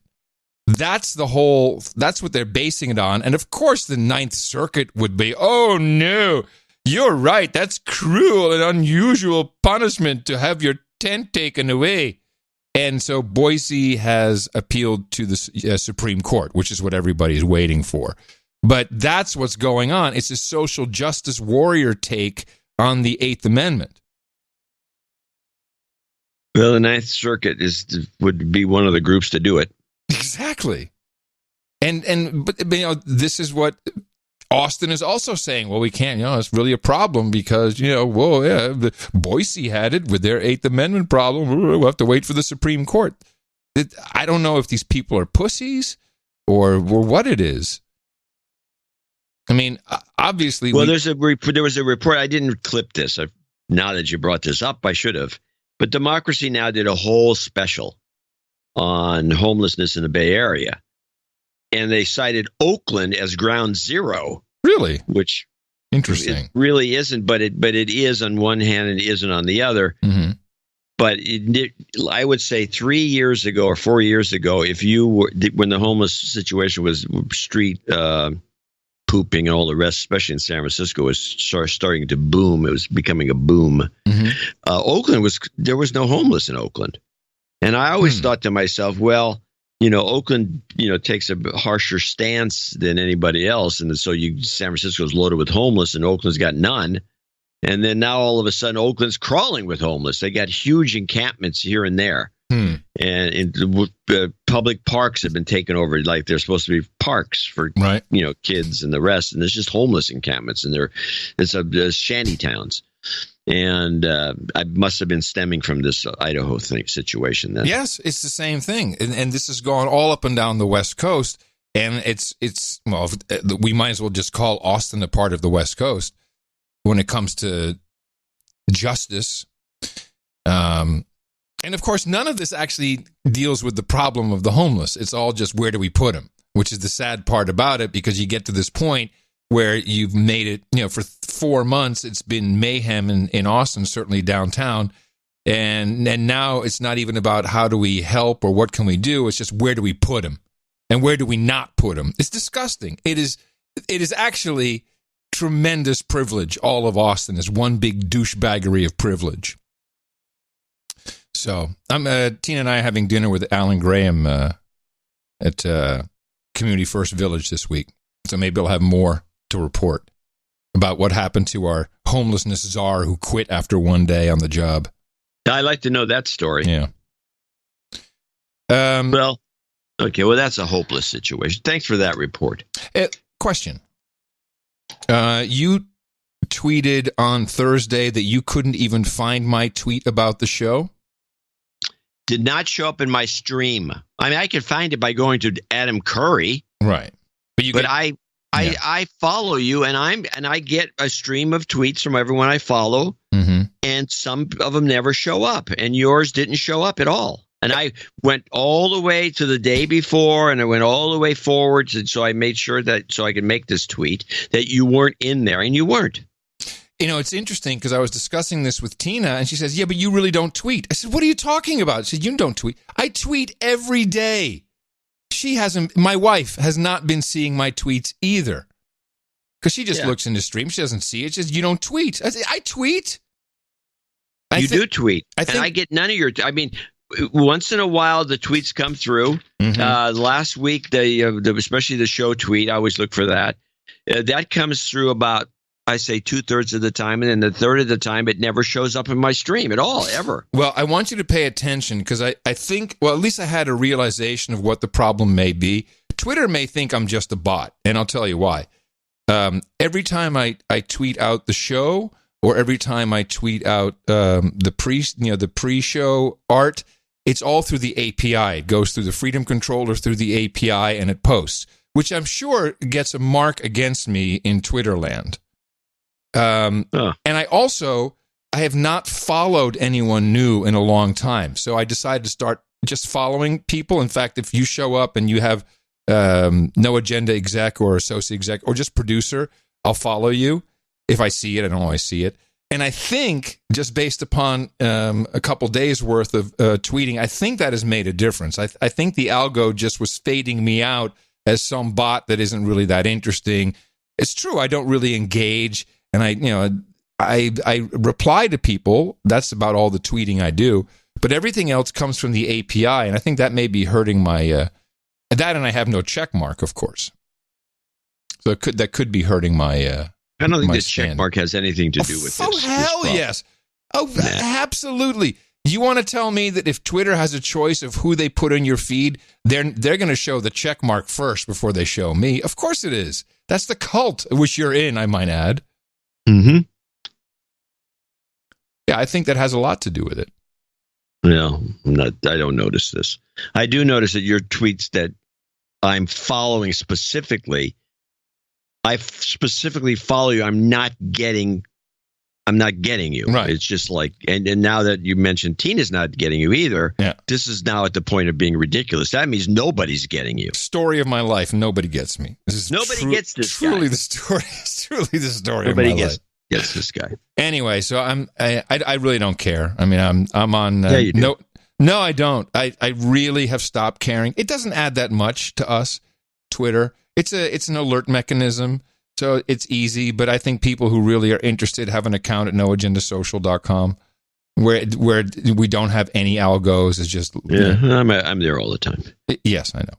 And that is free, unlike, and I love that this finally happened, Google is now charging. This is hilarious. If you have Gmail and you're using more than, I think it's 15, maybe it's 13 gigabytes, which fills up pretty fast, you're now going to have to pay monthly. What? Yep, they've stopped. If you're going to pay, why pay Google? That's not the one you want to pay. Oh. Well, if you have 13 gigabytes of email stored on Gmail and you're just a regular Joe who does not listen to the No Agenda show, has no idea that you can actually get email in other places, safer, more secure, better, and that Google looks through your email to market towards you. Yeah, they do. You're now going to pay for the privilege above this 13 or 15 gigabyte level, and people are starting to figure it out because Google put this policy in place, and people who are already far over their quota all of a sudden are getting messages, oh, you better sign up to the Google One, is what it's called, Google One.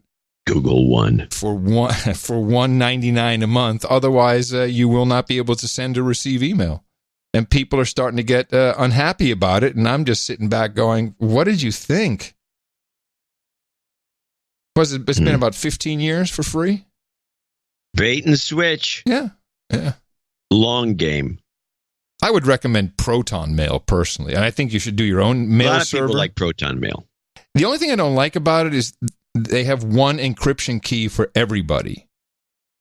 So if someone sends me a message from Proton Mail, it's encrypted by default, or they can make it encrypted, turn on encryption, but it's not a personal key. It's always a key for everybody, which is very strange.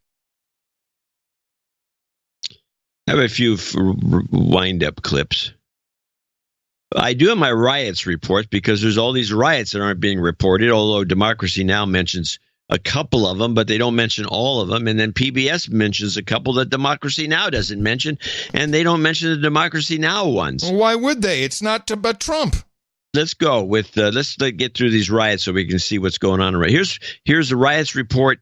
This is Chile and Bolivia. President Sebastián Piñera called for a major reshuffling of his cabinet today following mass protests in Chile this week. 1 million people took to the streets in Santiago last night calling for economic reforms. The protests there began more than a week ago after a now canceled increase in subway fares. Piñera declared a state of emergency across much of Chile earlier this week, but said he plans to lift it as soon as tomorrow. At least 17 people were killed and as many as 7,000 have been arrested since the protests began. Protests also continued last night in Bolivia after an official vote tally showed President Evo Morales received enough votes to avoid a runoff in last Sunday's election. Residents in La Paz banged pots and took to the streets demanding another vote despite Morales declaring victory. The official count showed Morales had more than a 10-point lead over Carlos Mesa, a former president, but Bolivia's Supreme Electoral Tribunal did not declare a winner. The United Nations, along with the U.S., Brazil, and Argentina, are demanding a runoff vote between Morales and Mesa. No, wait a minute. Who's our guy?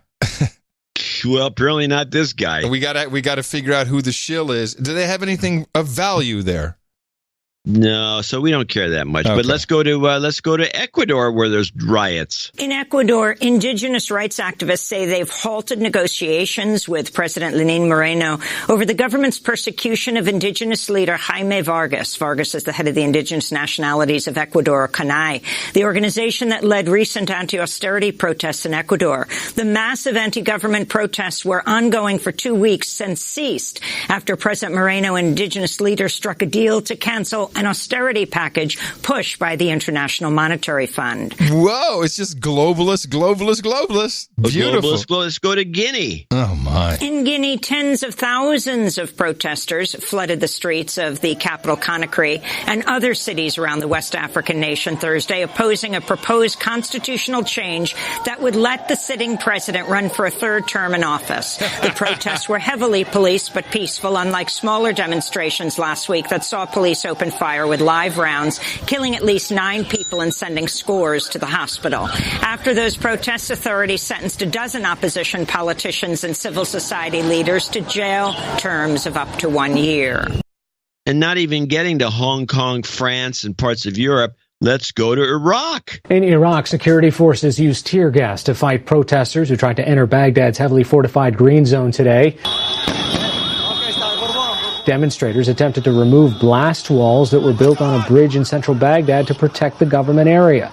Today's clashes came just one day after at least 42 people were killed in renewed violence between government forces and the leaderless demonstrators. 149 people were killed during the first round of demonstrations earlier this month. The anti-government protesters are demanding better jobs and services.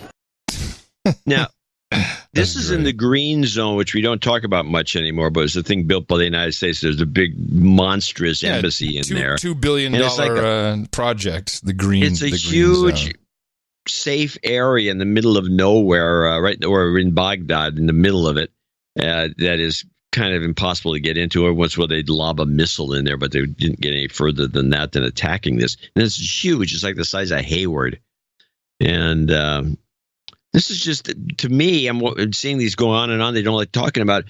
But if you look at the depression cycle, which we should be in the middle of, it always results in all these riots and craziness going on around the world, all at the same time. But we're not in a depression because of our motivational speaker president. Right. We may be in a depression. We just don't know it because we're all motivated. Something jacked like that is going on. But these riots are like the indicator to me that something's up, and it's everywhere. Yes. The Netherlands with the farmers. Yeah, and that's another one I didn't count. And, you're right. Well, please bear in mind that the president is using the same phony, baloney, bullcrap stats that have been used, for as long as we've been doing this show when it comes to unemployment, and all these numbers are bogus. It's bogus. And all these homeless, I think, are an indicator.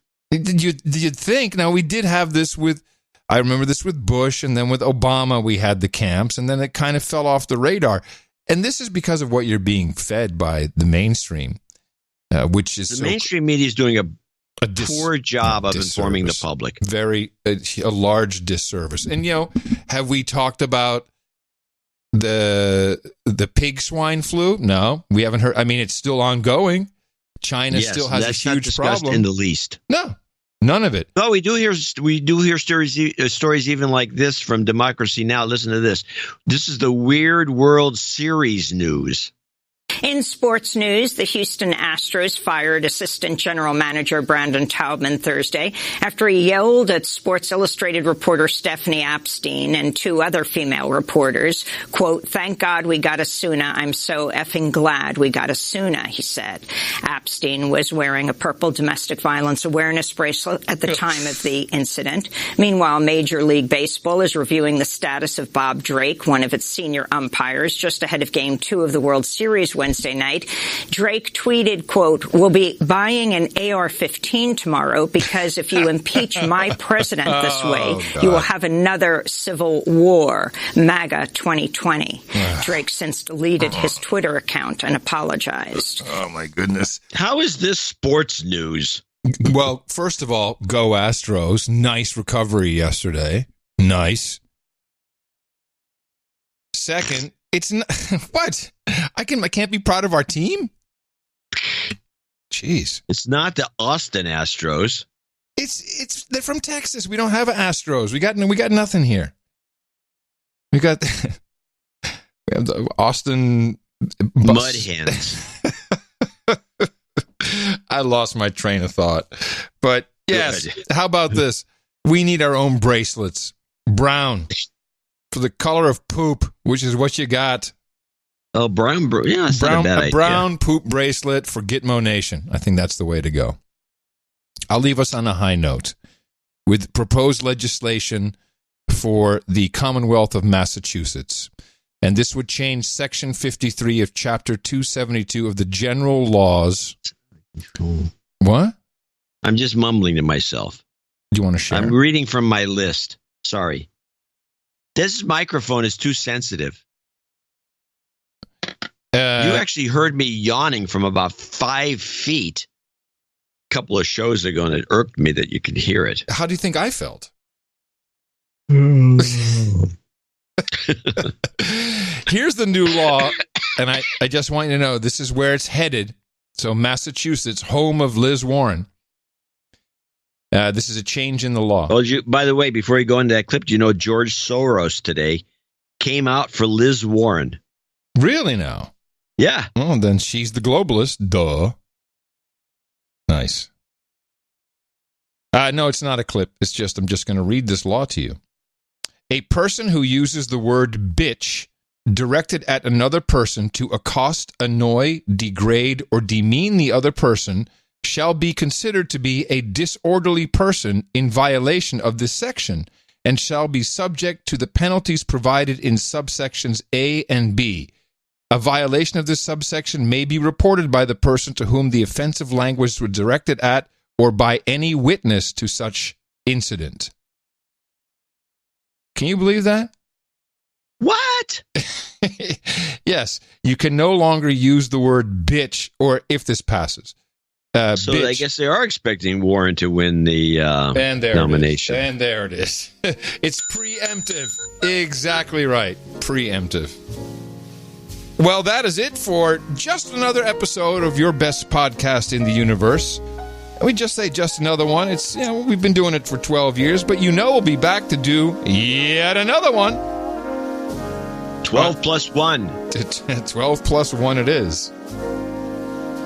Thanks again, everybody. We wouldn't be here without you, and you wouldn't be here without us. It's a match made in heaven. And thank you, John. Well, and thank you, Adam.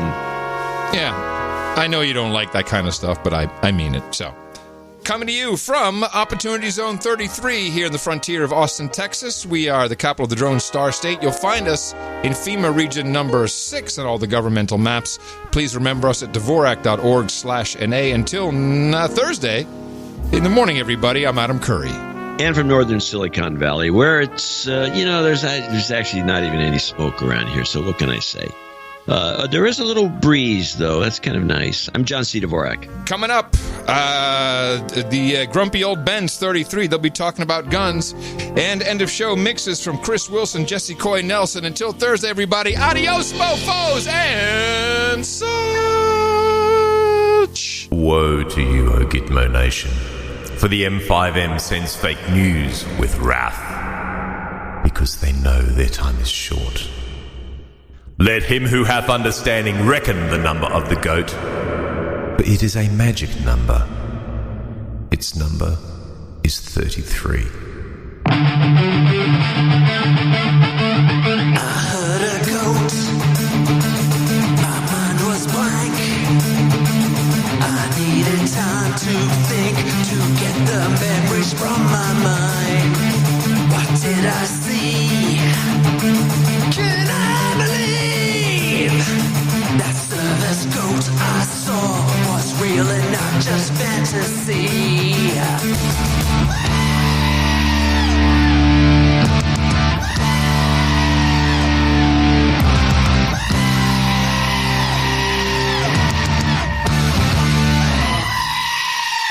Okay, I gotta say something here. The goat scream is banned from this show. You are colluding with the No Agenda Show, the best podcast in the universe. Chunk from the Young Turks, he goes to talk to a group of TYT Army members. Can you dig it, sucker? Chunk from the Young Turks. A very low IQ person. He's just an enormously low IQ individual. Can you dig it, sucker? He's just that dumb. Chunk from the Young Turks. This IQ's in the single digits. That's what his strategy Single digits. is, right? Can you dig it, sucker? IQ's in the single digits. Chunk from the Young Turks. A very low IQ person. He's just an enormously low IQ individual. It's kind of interesting when you insult someone with the insult that person has used himself. And over and over. I mean, so and then you berate them from, this person is insulting people. Can you dig it, sucker? His IQ's in the single digits. That's what his strategy Single is, digits. right? Chunk from the Young Turks. His IQ's in the single digits. That's what his strategy is.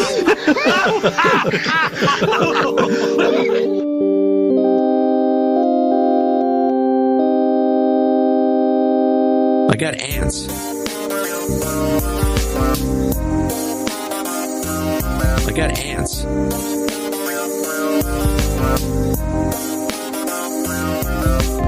I don't know if we had ants. We had ant invasion. I was thinking if you desiccated a big pile of ants and then ground them to a powder like a fine grind of black pepper, we were having dinner and I got an ant somehow in the meal and I ate it. These things are peppery. I got ants.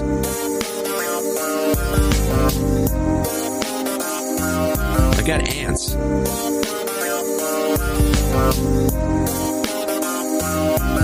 These ants, they don't need a lot. And then you find all the ones that are roaming around. I backed them off by doing the burning trick. You just torch them. And you leave them there. The only ant, there are occasional moments where there's an ant that you do not torch, and that's an ant that's carrying one of the dead ants back.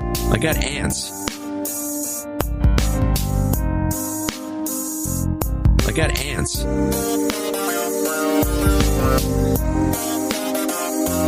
I got ants.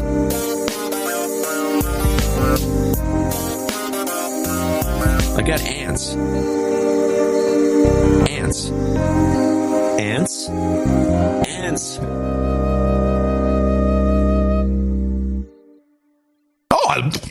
Oh, they're not that bad.